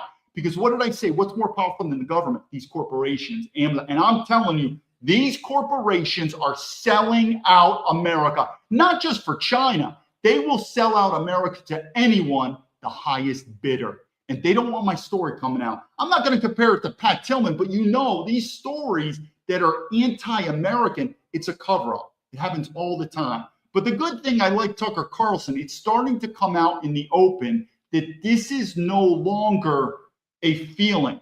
It's like an alcoholic. We have a problem in America. As soon as this video is over, I'm going to come up again with the solution or my leadership advice. Everyone talking about that should remember what that actually looks like. Civil wars are the ugliest of wars, and they tend to go on for a very long time, and innocents die in huge numbers. So that is not an outcome that you want if you can help it. But what are the options? Well, out of nowhere the other day, we saw a clip of a man in Britain offering some measure of hope, not because the current system can continue, it can't, and it won't, but because there are options that are not based on hate and division and violence, that are instead based on decency and kindness. And in fact, we haven't always lived this way. Our current system is a fairly new invention. People didn't live this way 200 years ago. In fact, they couldn't imagine it. That man is a man called Frank Wright. Now, he was caught on camera by a reporter walking down the street in the UK, and the reporter asked him a question, how do you think Britain's going? How are things going? And he gave a pretty remarkable answer for a man on the street interview. Here's part of it. So what does finished look like? What does finished look like? Finished looks like an economic collapse. Finished looks like spending all your money on foreign wars when nothing works in the country. Finished looks like you can't get a job for being competent. There's no sanity even in recruitment. We have a competency crisis because for increasingly ideological and insane reasons, employment opportunities, even training opportunities are restricted. There's one news story after another about why, for political reasons, we're doing mad things that bankrupt the country, that basically park people's careers, that exclude talented people of genuine principle from any area of influence whatsoever. And taken collectively, this is the politics and economics of national suicide. So it has to stop. So who is that guy, we thought? But we shouldn't have been that surprised, because if you're on social media, you've had similar experiences probably many times. You'll be reading something like Twitter or Instagram, and there's a lot of garbage and porn and lunacy and bots, and there's a lot of ugliness and pointlessness and time-wasting material. But in the middle of all of that, occasionally you'll run across somebody writing something beautiful and true and perfectly expressed, and you'll think to yourself, why haven't I heard of this person? And what is he doing posting on X at 2:30 on a Wednesday afternoon? Doesn't this guy have a job? And the answer is, he may not. Our system is so inimical, so hot. I've said this many times.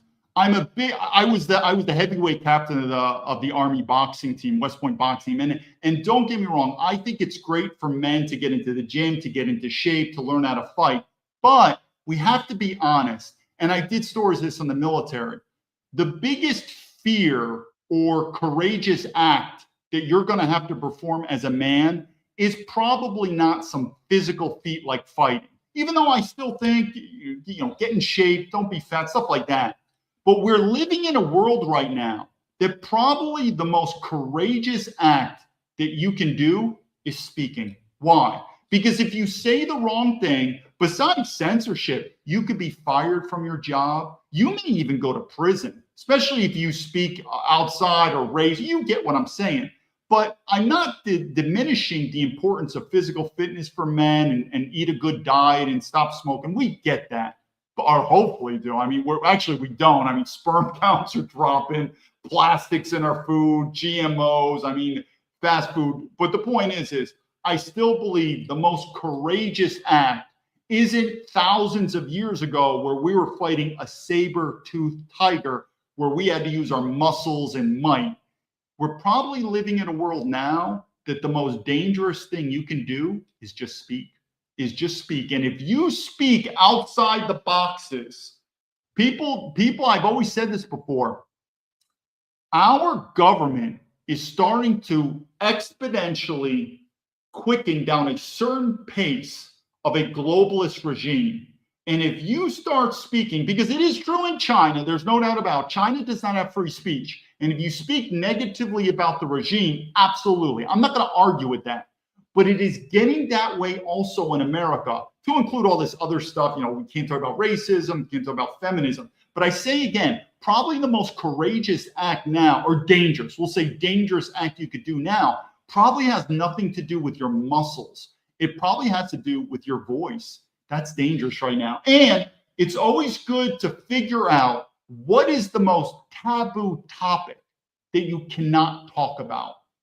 Even with the government, where are we going in the government that they're most afraid of, or what topics? That entity that you cannot talk about is probably who controls you.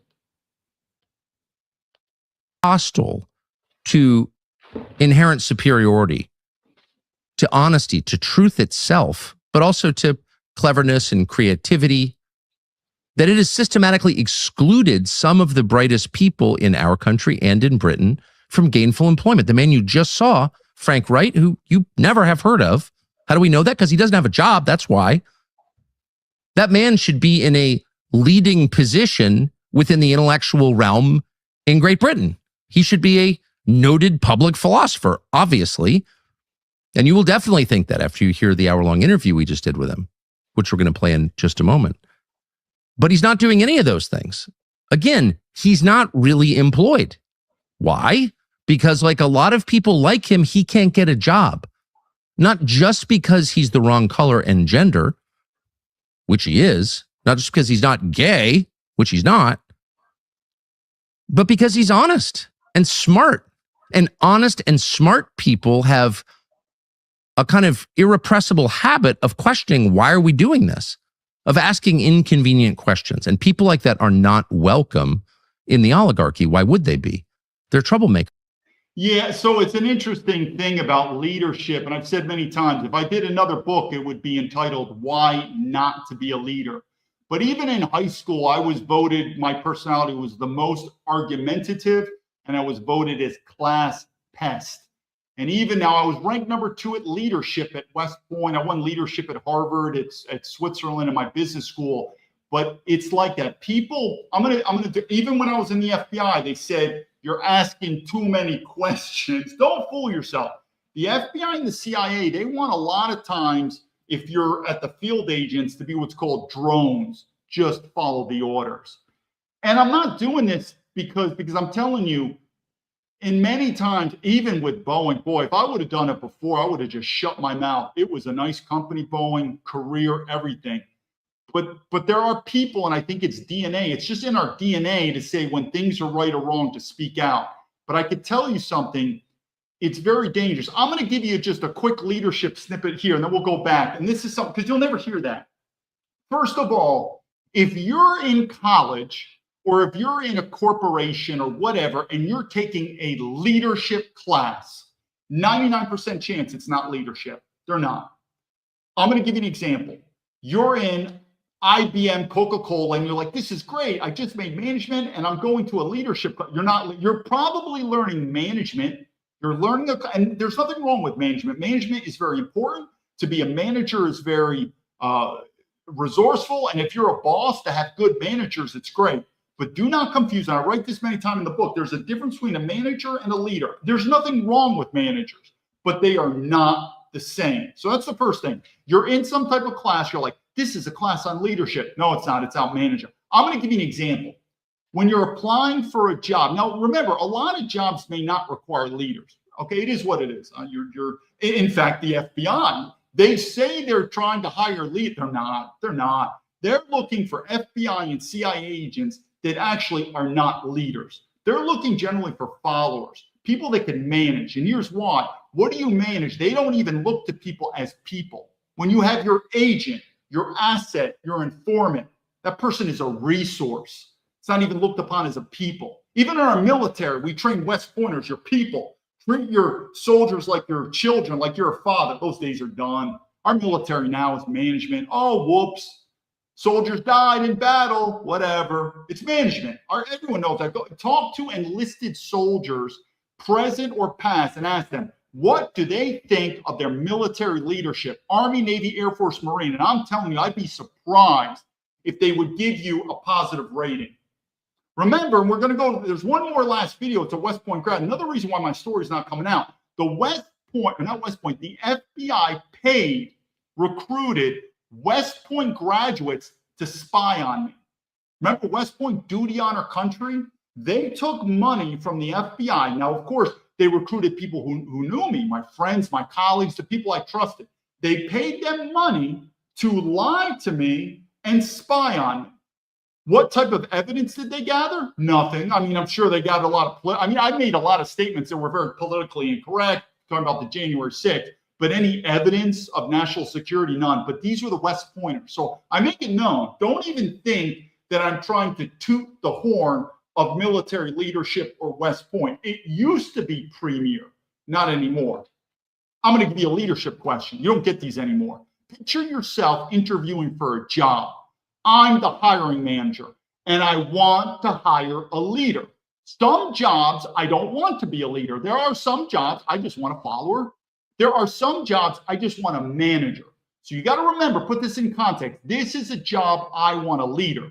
But you got to remember, we use that leadership term everywhere. Leadership, come to this school, learn leadership. Join Coca-Cola, where we're a bunch of leaders. They're not. So you got to remember, there's a lot of propaganda and lies in this, like our politicians are leaders. No, but this is a leadership question. Hi, John Smith. Glad that you applied for this job. You want this job. Now, this job requires a high level of leadership abilities. Are you a leader? Yes, sir, I am. Whatever. And we go through it. This is one of the questions I'm going to ask. I want to know your time where you disobeyed the orders, where you broke the regulations, where you broke the law. How many questions are you ever going to get like that during an interview? None. Break regulations, not follow the policy, break the law. What do you think? I'm a criminal? This job's not. That's leaders. 2 points. Point number one, make sure you remember this. America, who's probably the best leader in America? Go for our founding fathers. George Washington. You would not put George Washington and our founding fathers as possibly some of the premier leaders. They founded America. Guess who they were? They were domestic terrorists. They were traitors. They were criminals. They were violent men with guns. Talk about white men with guns. They were in some way, shape, or form everything in many ways we're taught in America to not do. They used violence as a solution. They broke the law. They were traitors. That you go on and on and on. But they won, and now they're considered to be great leaders. I want you to remember this phrase or this thing before we end. I've always said this before: legality and morality. It's very similar to the chicken and the egg. Which came first? Our society. Now, our society is built on laws. Where did those laws come from? Many times it's come from morality. But then legality can affect morality, and it really is. It gets blurred. If you are a manager and you're hiring for a manager position, legality comes first. I am not going to hire a manager who thinks on his own. Welcome to Corporation ABC. This is our corporate policy. These are regulations, and God forbid, this is the law. What do you want to have a lawsuit against our company, a criminal investigation? You as a manager will follow the policy, the regulations, and the law to the T. Your job is to increase efficiency and effectiveness. Do you understand? Now, remember, I'm not saying this in a negative way. Managers are vital. Now we're going to go leaders. Leaders. Morale. You've heard this before, too, about the Nazis. And I've said this many times. I don't believe we know the truth about World War II, but you've heard this story. The Nazis said, I was just following the orders. And again, we're going to focus on the officers, but we know that's an excuse. So in America, when you're looking at high-level positions, CIA, FBI, West Pointers, do you really, because your tax money's put them in as leaders, do you think they should have an excuse of, I was just following the orders? Now, in the military, if you're a private, if you're an enlisted soldier, that is, I'll buy that for $1. I was following the orders of my officers appointed over me. But if you're an officer, a second lieutenant or higher, or high levels in the position of a government, or obviously politicians, we're not interested in legality. We're interested in morality first. The problem in America is we're losing morality. We don't even know. We used to be a Christian nation. We're not anymore. But if you are a leader, morality comes first. We don't have this concept anymore. Why? Because we are a corporation. It's all about the money. Just make money, make money, make money. And if they do break the laws, It's not because it's the morally right thing to do. It's just ethics. I mean, they will do whatever unethical thing they can or whatever illegal thing they can just to make money. We know that. But if you're going to raise children, at least for leader, this is old school West Point. Those days of West Point are done. Why is that? Because what is West Point ultimately meant to do? West Point is considered the premier leadership institute of the world. When if you look at the military and you are looking for leadership in our entire military, Army, Navy, Air Force, Marine Corps, it comes from West Point. It's the oldest military academy in our nation. It is the key to the continent by General George Washington. We lose West Point, we will lose the war. It was so vital to the American colonies. And that was where the first academy came. And that is where leadership has its birthplace in America. I cannot tell you how much American is West Point is. At least the good old days, not anymore. And you have to train morality. Here's why. And that's why West Point graduates, we are engineered by our DNA ready for civil wars, revolutions, and collapse. Here's why. You know as well as I do that if the society collapses, there's no more policemen. There's no more functioning. Two things are going to happen to people. One, they'll just become combat effective. You know that. They'll have a mental breakdown. Society, where are the police? Where's this? And they don't know how to function because mommy and daddy are not telling them what to do. And then there's other people saying, are you telling me there's no more law enforcement? There's no more big father government looking over me? No. Oh man, it's time for me to rape women and pillage and plunder. So you've got some evil people. The only reason they're doing good is truth. Big Brother's watching. And then you've got other people that are just drones. They're like, I need someone to tell me what to do. I need someone to tell me what to do. But if you're a leader and all of a sudden you're living now in anarchy, it's business as usual because you never did your job anyway for legality. And you're able to do the harder right over the easier wrong when nobody's watching. Why? Because that's what war is. When you are truly in war, because every war is illegal, whether you invade, they invade, whatever, it's always illegal. So when we always say Russia invaded Ukraine, that's illegal. Okay, I'm not going to argue with it. We invaded Afghanistan, it's illegal. We invaded Iraq, it's illegal. We're now bombing Iraq. Everything is illegal. So when you're truly in war, you'll look around many times. You as a military officer with your folks, you realize there's not much legality here. We are at war. So you have to always rest on morality. And it's not something that comes up out of the blue. Now, a lot of that morality came from Christian beliefs. So it's not something you could just switch on and switch off or take a couple classes. It usually starts from mom and dad all the way through. But that's where you know leadership, where it's like, because ultimately at the end of the day, I am going to die. You will die. I will die. Sooner or later, this life will end. And the great creator will ultimately judge me. And he's not going to judge me and say, well, you followed the rules. You did what's legal. God will judge on morality. Now, if you're an atheist, and I support atheists to keep people like me on the fence, to keep people like me, questioning and do it. But I'm not an atheist. I never was. I never will be. But I'll buy atheism for $1 and I'll allow you to have your place at the table. But I'm telling you, in leadership, there needs to be a solid foundation of morals and ethics. We don't have it. I've been in one of the best business schools in the world. And if you think corporations are cornerstones of ethics, you are out of your mind. For the same reason that these corporations will go to China, they'll go to North Korea, they'll go, communism, any of this stuff that we say is bad in America, these corporations will do business with anyone. There is no ethics.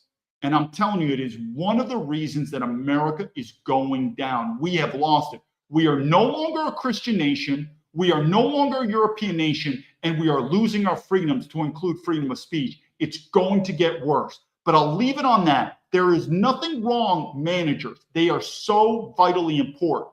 But their foundation is policy, regulation, and law. I hired you as a manager not to break policy, regulation, and law, to follow it, but to turn that efficiency and effectiveness to the best. Leaders, though, I'm not hiring you to follow, but if you break it, because it's risky. Leadership is very risky and dangerous because you start breaking law. You don't think George Washington and the founding fathers, what would have happened to them if they would have lost the war? They probably would have been hung as traitors. Leadership is a dangerous business. That's why most people that are like, this is great, I'm in this leadership course and I'm going to really learn to be a leader. Are you learning about danger? Is this, no, that's not leadership. It's not leadership. You're not. It's the same thing our military generals send these soldiers off the war. They come back in body bags and the generals are like, no big deal. I'm going to go get a cup of tea and I'm going to get a raise. They don't care. It's purely management. There's nothing on the line. There's no skin on the skin in the game. Let's keep going back to this. Because they're disobedient. The problem is that when you take people like that out of a system, the system loses all creativity. The system loses the ability to continue itself, to make anything interesting, to have enlightened ideas, and in the end, even to be decent. It becomes a machine. And that's what ours has become. Things around the world are moving so fast right now. Last video, it's about West Point. But anyway, notice what Tucker Carlson, a machine. I've said again, we are no longer a country, we are a corporation. Trump is a CEO, not a president, and we are not citizens. We are employees. If you've ever worked for these big corporations like I have, that's the best way to understand how America is transformed. I'll do more examples on leadership, particularly when I worked for Amazon. It's a good example of why these corporations are destroying the leadership of America. It is there is a strategic push and intention to do this. There's also a reason to make Americans all individuals. There was, if you go into my stream, so I'm fluent in the German language and the Chinese language, but if you go to my post, I'll tell you, I was going to get the secret. I thought we were going to talk more, but if you go to my pinned post, there's a lot of replies to it. There's someone from Germany, at least I assume he's speaking German to me. I don't know if he's located in Germany, but he's speaking German. So maybe he's Swiss, maybe he's Austrian, whatever. He speaks German. And he said something like, don't trust the Jew, others, which is fine. That doesn't bother me anymore. But, get to the point with leadership. And he said something about don't trust Jews, don't trust this. That was fine. And I responded to him. I said, who do you trust? I'm not going to argue with what he's saying, but who do you trust? And he comes back, good point. He says, I trust God and I trust my family. Good point. Then I responded, who's your family? And it's sad he didn't respond to me. He thinks I'm against them. I'm not. I'm for. I mean, if you look at Germany, it's just been absolutely just devastated after World War II. I mean, it's a shame. Anyway, the answer, what I'm telling you is this, Leadership 101, is America, there's been an intention to create individualism in America. It's easier to control. It's easier to control. We killed the father. You kill the father, you kill the family. And what is it? Something you learn basic in China, Confucius, the three societies, family, society, country. We don't have a family anymore. So my response to him is, if he would said something like what I said, who's your family? And we're going to assume he's going to say, well, my wife and my 2 children. My response would have said, that family ain't big enough. I got it. You got a wife and you got 2 kids. Good for you. And have that family bond. But if you think you're going to change the system, that ain't enough. You need to build the tribe. And Christianity was a great way to do it. But make no doubt about it, our governments, these globalist governments, they love individualism. Why? Creates weak people. It's easy to manipulate. Same with the FBI. I go into stories before. That's why it's very difficult to take down organized crime. It's very difficult. You'd be amazed when there's these group loyalties, these very strong bonds. It's very difficult to take down. Individualism, very easy. And that's what we are right now. So I would say, again, when I talk about, we're going to go to the last video, but what's build your tribe, build your family. And 1 or 2 is not enough. Build more. Anyway, it's a shame. We're going to go to this last video, and this is going on where the recommendations are saying on how to improve this stuff. I'm going to push back and say no. Now, this West Pointer, he's older than me, and I like how he talks. They know about me, though. I won't go into the story. I don't know why he's never acknowledged me or anything, but I'm also going to say at the very end, the type of advice that he's giving, I'm just going to politely say I disagree with him, even though, like I said, you'll know his name's Douglas MacArthur, something like that. Well, you'll see his name. Anyway, he comes from very good points. I think he knows about me, and it's a shame why he hasn't helped me out, because like I said, the West Point bonds is falling, just so you know. If you think, and I say this again, the reason why America's collapsing is about 1% of the American population served in the military. It's just 1%.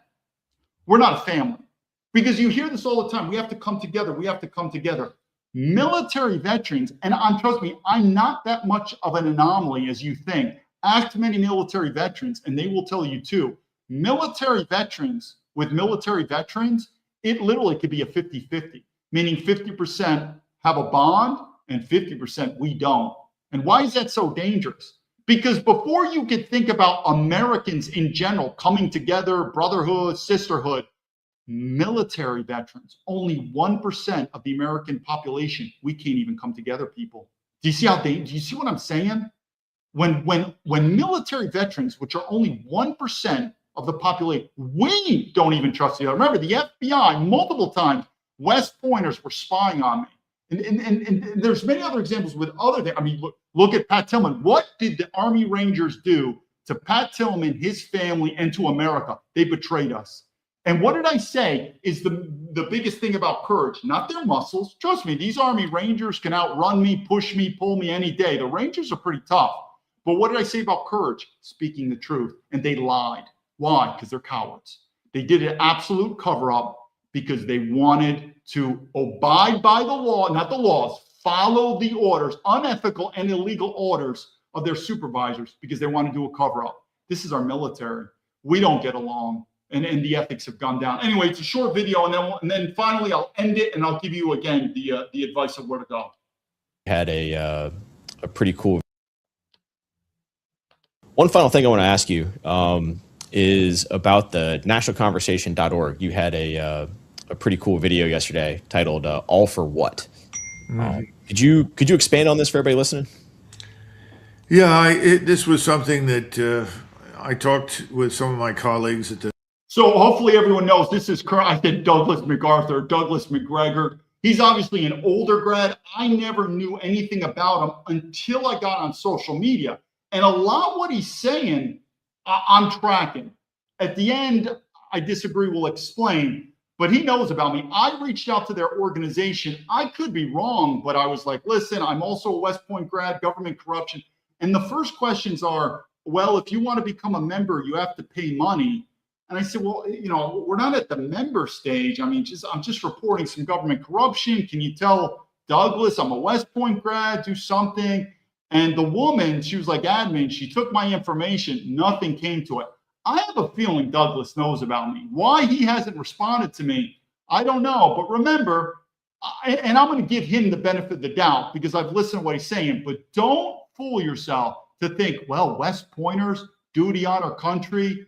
No, we'll do another video on that goes into Pete Hegseth, but the FBI paid West Pointers to spy on me. And this is the collapse of America. When West Point, duty on our country, can no longer be trusted to the American people. I mean, everyone had you could say, not bad thoughts, but apprehensive thoughts about the intelligence community. Even probably before I left the FBI and I wrote Senator Chuck Grassley, I think most people were like FBI, CIA. I don't know, they're kind of spooky, but I still trust them. You know, this is back when I was growing up as a kid. Not West Point though.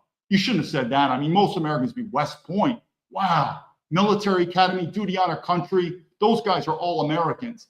When West Point starts falling, and it has been, it's over, people. It really is over. You're talking to someone here in Menela. I'm the 12th person in the history of America to earn dual commissions. I went through the entire what's called the Army ROTC program.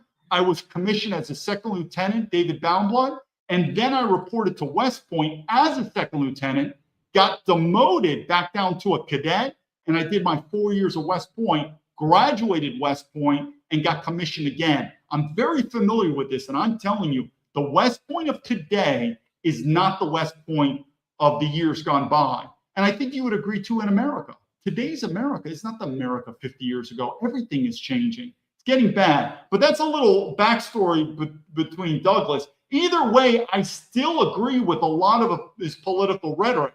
At the end, though, he's wrong. And I'm going to explain it. He's just wrong, meaning his solution to it. National conversation. We're interested in forming a third party. We would like to see a viable third party So just remember that third party, movement out there. We know there are other little parties that have been around for a long time, but we need a viable third party movement, because the Democrats and Republicans, frankly speaking, there's not enough difference there to make it worthwhile anymore. Mm-hmm. And the extent of corrupt influence and control that exists thanks to, huge quantities of money means that they're not really interested in us anymore. They're interested in their own bank accounts and insider trading and advancing their personal interests more than anything else. So that's the background on the national conversation. We're trying to get people together and sort of build it out. Now, I made that video because of frustration. What are we doing? What are we over there trying to achieve? How does this help us? We've completely lost the plot. It's like being at 2 o'clock in the morning. When I was in Winter Ranger, you would hear somebody call out the name Ranger Smith. It's black outside. It's dark. You can't see anything. You're freezing your rear end off. Your tears as they come out of your eyes are watering and they freeze on your skin, and they say, "All right, Ranger, you're in charge." Where are you going to go? Well, if you've lost the plot, if you haven't paid attention to where you're going, even in pitch black darkness, you haven't looked at the map periodically, you haven't oriented yourself, this is before GPS and all the neat gadgets, you're screwed. You failed. So I think we're in that position right now. We've lost the plot. We're not looking at what really counts. 46, 47, 50%, I don't know what it is now, of farmers are declaring bankruptcy, in large part because they can't afford fertilizer. What? How many young American men simply can't find a job? I mean, we can just go down the list of all these things. What are we doing about this? And what is the outcome of this madness now in the Persian Gulf? The only thing we've done is make Iran more powerful and more influential than it's ever been. And oh, by the way, why were we trying to destroy it? And somebody says, well, they killed our guys in Iraq. Oh, well, wait a minute. Let's stop and think about this for a minute. First of all, if we had a foreign army operating down in Mexico and the Mexicans started to resist, would we help the Mexicans? I think so. Mm-hmm. I think that's what the Iranians did. Secondly, have you heard about this thing called the Iran-Iraq War? That went on for almost a decade, that resulted in somewhere in the neighborhood of 500 to 800,000 casualties and hundreds of thousands of dead in Iran. And who financed Saddam Hussein? Who helped build his army? Who provided him with the chemical warfare capability? I mean, let's just go down a list. We present everything as one-sided. We're the men in the white hats and everybody else is wearing a black hat. Well, it's not that way. It's never been that way. That doesn't mean we're all bad or all good, but this business of being involved with Iran just doesn't hold up to closer scrutiny. It doesn't make any sense. There's no interest there that drives this for us, And the idea that you have to park a tank on top of an oil well to get the oil out, I think that's misleading. Somebody said to me back in 2003, when we were looking at going into Iraq, we were looking at that in 2002. They said, don't these people understand Saddam will sell you all the oil you want? I said, yeah, but the people in charge don't want to buy it from him. Yeah. So we ended up going in, right? Mm-hmm. But it doesn't make sense. Not when you start looking at the price you pay in human blood and treasure. Right. And we paid too much for too long. Agree with you. Again, we started about this thing about Iran. I don't think this war is over. I just don't. I wish it were, but I just don't see any sort of proper planned exit. This is like Afghanistan, chaos. Mm-hmm. Nobody's thought anything through. Yeah, except this time it's not a bunch of tribesmen in a landlocked country that's inconsequential one way or the other. They control a major chunk of the world's economy through a strait, and they're far more advanced and far more well-connected globally. Yeah, and let's hope all this talk about a potential nuclear weapon is just talk. Oh, yeah. There's no future in that. The Iranians can't be that stupid. I think they should stick with their position they've held for years, which is no nuclear weapon. They're much better off. Okay, we'll just end it there. And again, I definitely think a lot of what Douglas has said politically, I agree with a lot of what he says. Maybe the benefit of the doubt, maybe he doesn't know about me, but it's a shame. I think he does, should have put in something. But in terms of leadership, we're going to go there. What's interesting when he talked about Ranger School and direction, I was always in the military very good at land navigation. So Army ROTC Fort Lewis, Washington Advanced Camp, I was the only one that maxed out land navigation, both with the practical and the tabletop exercise. And part of that with leadership is when you take your troops, you need to know where you're going. And I've always excelled in land navigation. What does that relate to leadership? A very good understanding with physics is management and leadership. And it reminds me of land navigation. When you think of management, think of a circle. It's a system. And that system has all little dots: money, time, resources, machinery, whatever. And your job as a manager is to maintain that system and increase effectiveness and efficiency. But it is a system. Don't go outside the box or the circle. Maintain that. What is leadership? Because it reminds me of land navigation all of a sudden. It's a vector, force, and direction. Part of the reason I excelled at, I don't want to do it, but when you're at these West Point and Army ROC basic camp, you're getting yelled at a lot by the drill sergeants. God, yelled and yelled and yelled. And there one time I was recruited by some former Delta Force guys, and they were saying I would have done well. If I would have stayed in the military, I think I would have done that. I work very well alone. And the reason that I think I excel very good at land navigation goes is you're getting yelled at almost all the time. And the first time I was able to do land navigation, it was actually in Fort Knox, Kentucky. I couldn't believe it. The drill sergeant said, there's your map, there's your compass, and go out into the wilderness. And it was like, usually you're gone for like 3, 4, 5 hours or something like that. And I was like, no one can yell at me. And then the drill sergeants will let go because the time is clicking. And I loved it. And maybe because I grew up as Boy Scouts, I was an Eagle Scout. And I was like, this is phenomenal. I get away from all that yelling and push-ups and sit-ups, like you can imagine. And I'm in the wilderness. Now, don't get me wrong, night land navigation is not as fun because you're bumping. You got to use your night NVGs or using a red flashlight. And you're doing slow. But in the daytime, I thought, man, this is like Boy Scouts. I could do a hiking trip. I'm all by myself. I pace my time, and I started doing and I really got very good at land navigation because it was just so relaxing that you're just finally away from all that yelling and you're by yourself and you're basically on a hike. Now, if you don't know what you're doing, it could be stressful. If you're lost and you don't make the points, then you'll fail. But as long as you know what you're doing, the land nav was the best part because I think it was just basically you're able to be left alone and you're in nature. But always remember, leadership, vector, direction, and force, kind of like that land navigation. Now, we're going to go back to a couple of things with what he's saying. What he's trying to talk about is a third party. And I've heard this about maybe with Massey and or former congressman or still congressman, Marjorie Taylor Greene.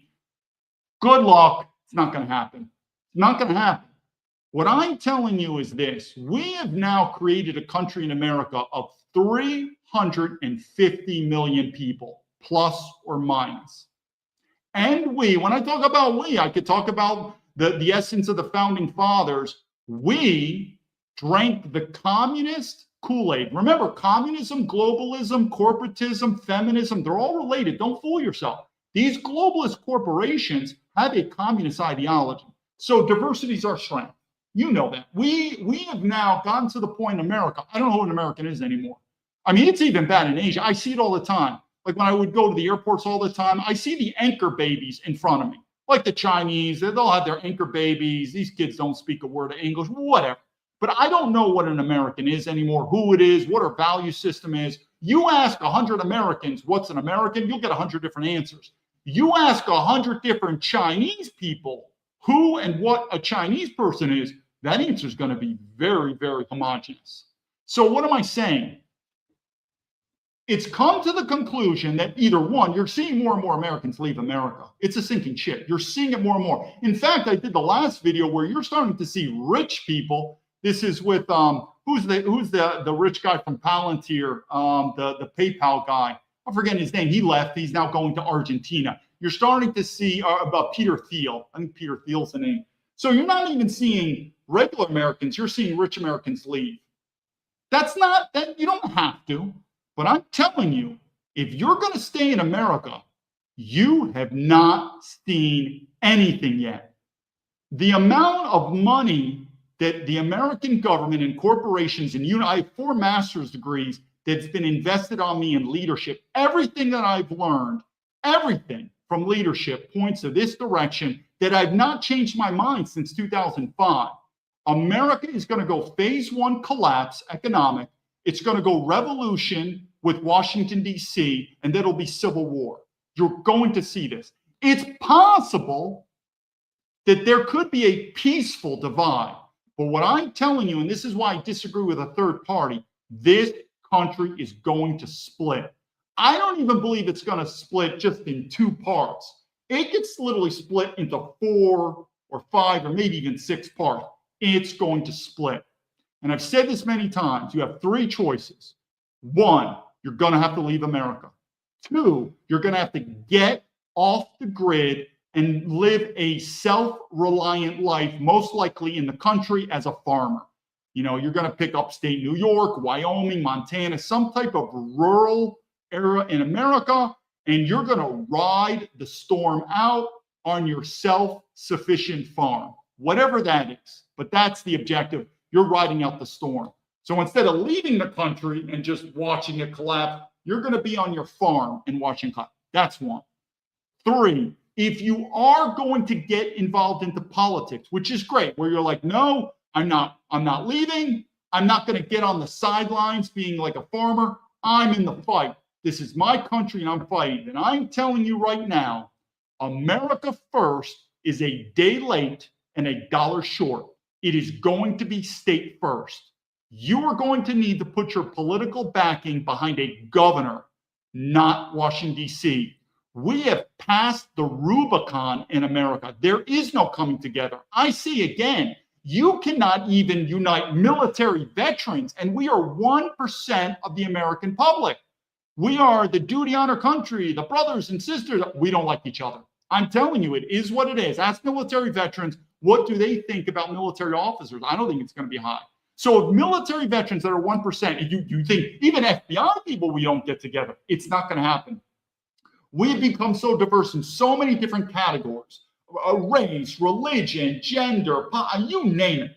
It is past. We are 350 million people. We have passed it. It is time for the states. Now, you're already seeing people leave certain blue states into red states. It's already happened. People are leaving America. People are leaving states. This is what happened. Same thing our forefathers. Our forefathers left Europe to go to a better life. This is human nature. People pick up and move. When things get bad, they do. A lot of people say, I'll never move. A lot of times it's because they can't, because it's difficult to move. Sometimes you have finances. In fact, I don't want to change the subject so much, but from intelligence standpoint, there's a reason why there's always a focus on the young children. This is why Charlie Kirk, one of the reasons I do believe he was assassinated. And I don't agree necessarily with Charlie Kirk and everything, meaning I would have said one of the ways to reduce the violence is we just split. So you have liberal ideology, flood your blue state. You have conservative ideology, flood your red state. And then you and I, the enemy of our enemy is Washington, D.C. You do what you got to do in the blue state. What? Because I'm telling you, the ship is going to sink. But anyway, going back to Charlie Kirk, there's a reason that intelligence communities, agencies focus on young college people. They have 3 things. 1, they are young and healthy. Once you get older, you have medical problems, you're on medication, you can't even do 10 push-ups.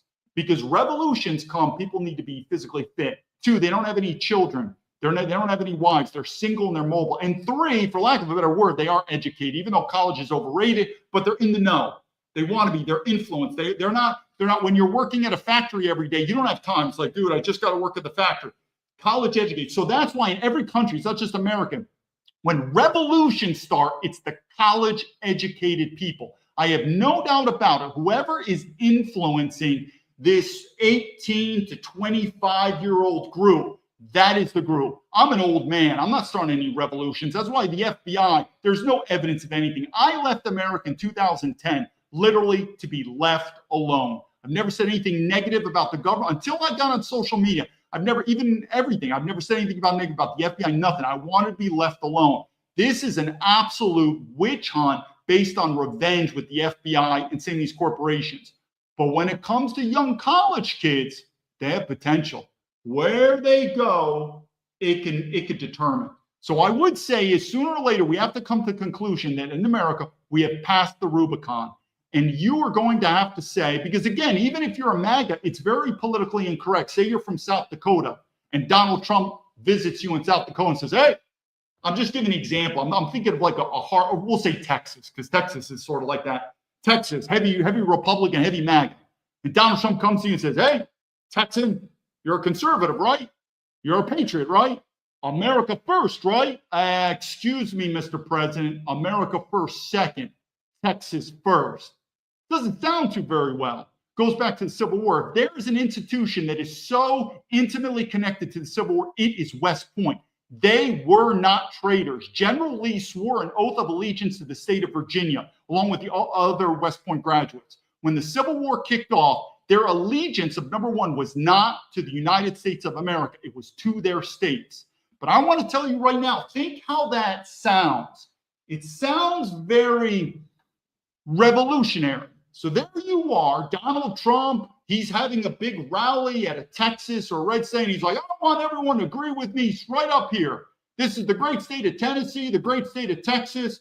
We all agree that it's America first. Well, I mean, I don't even know if it's America first. Sounds like it's Israel first. So that's a different topic. But anyway, and you say, Mr. President, we love America, but America second.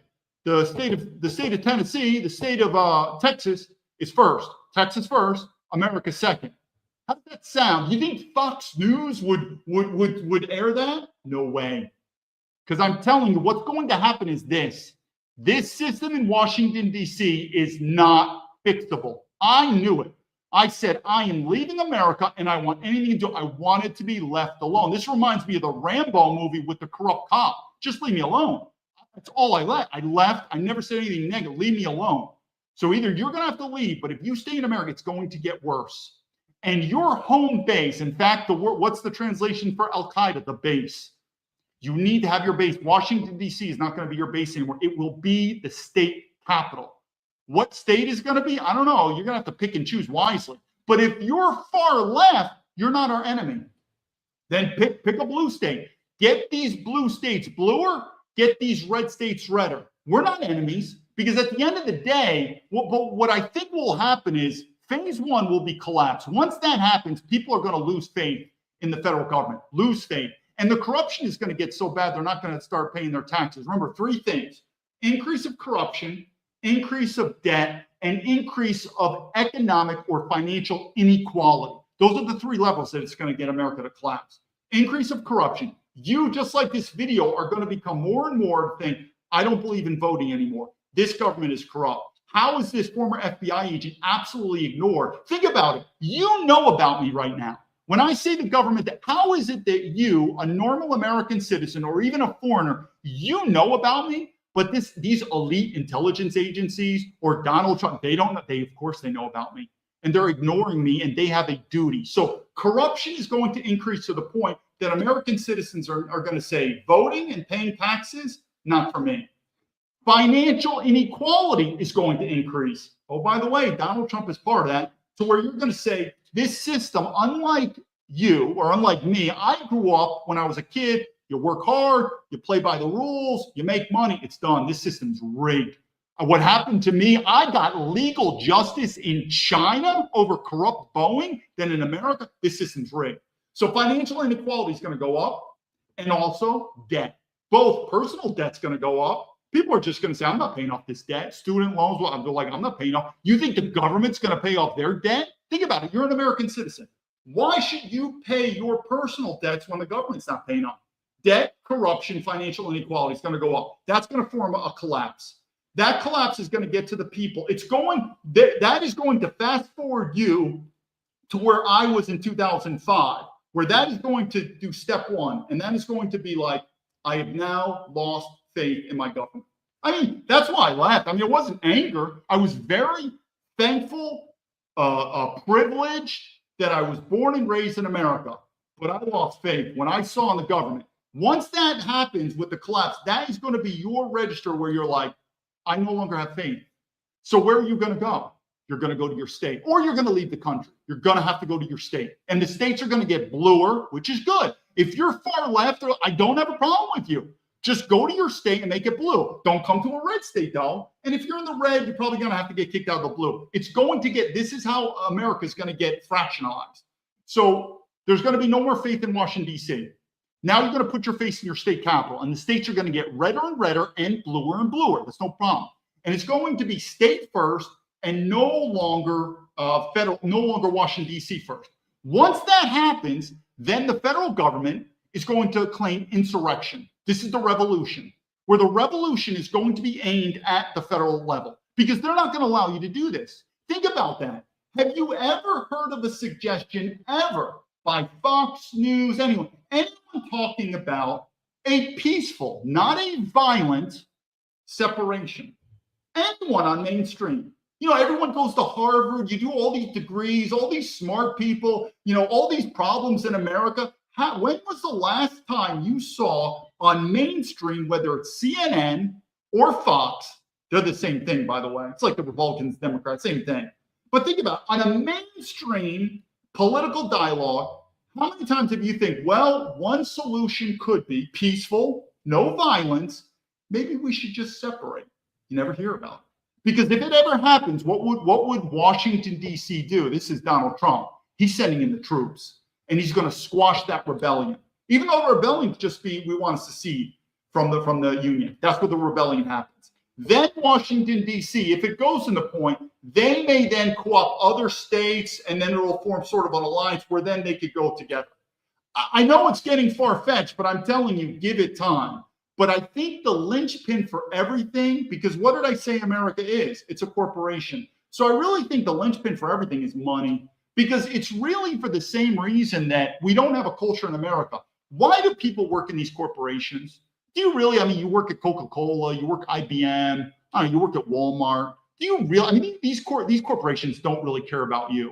Do you really think, you know, I'm working for, you know, I don't know what corporation, I'm working for investment banking or whatever these corporations are.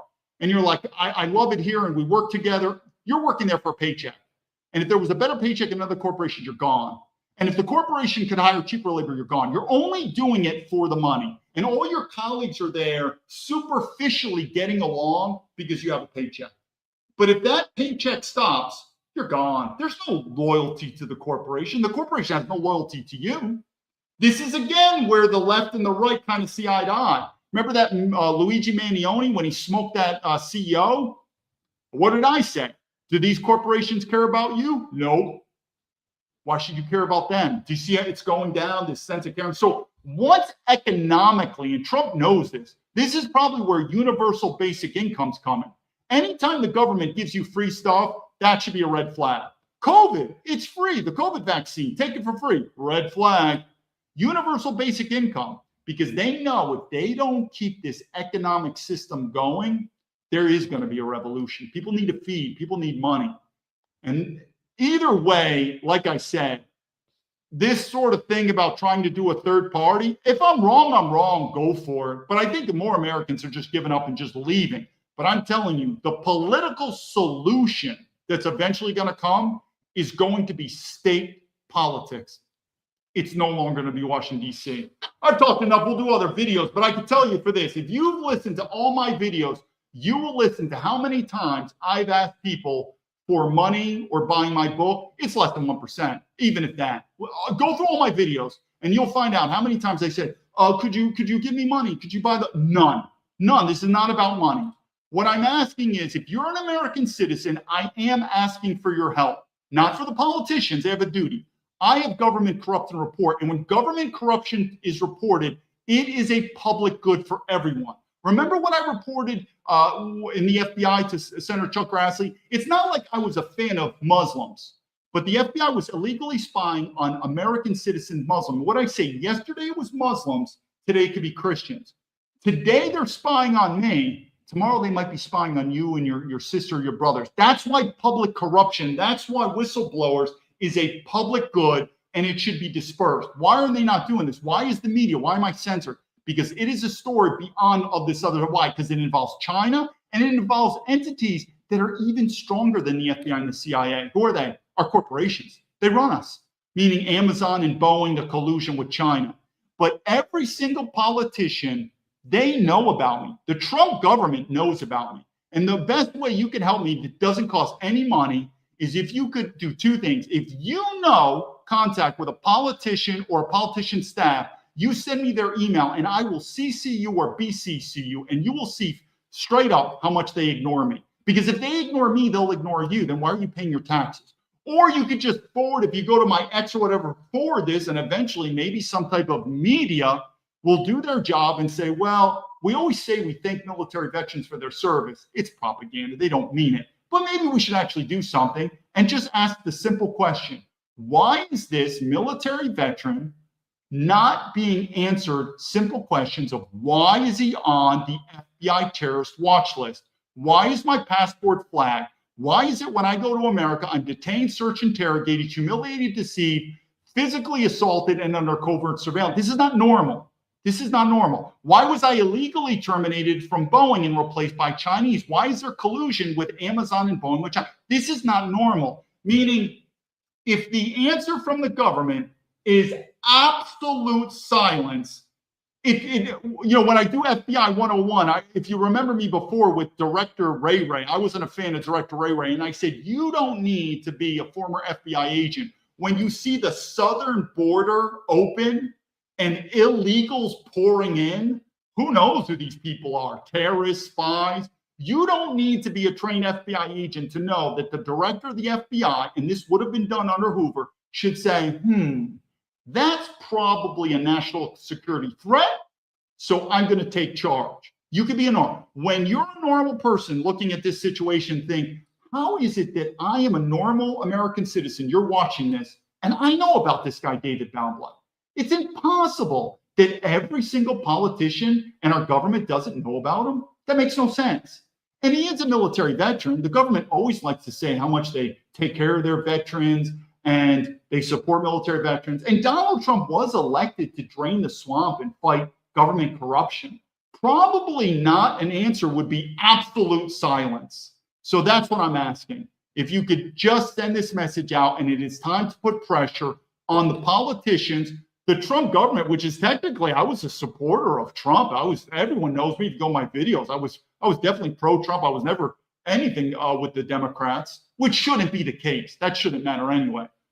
Or if worse comes to worse, then just send it to the media. Just forward this and say, why is this person on? Because I am telling you, living in China, I am the canary in the coal mine.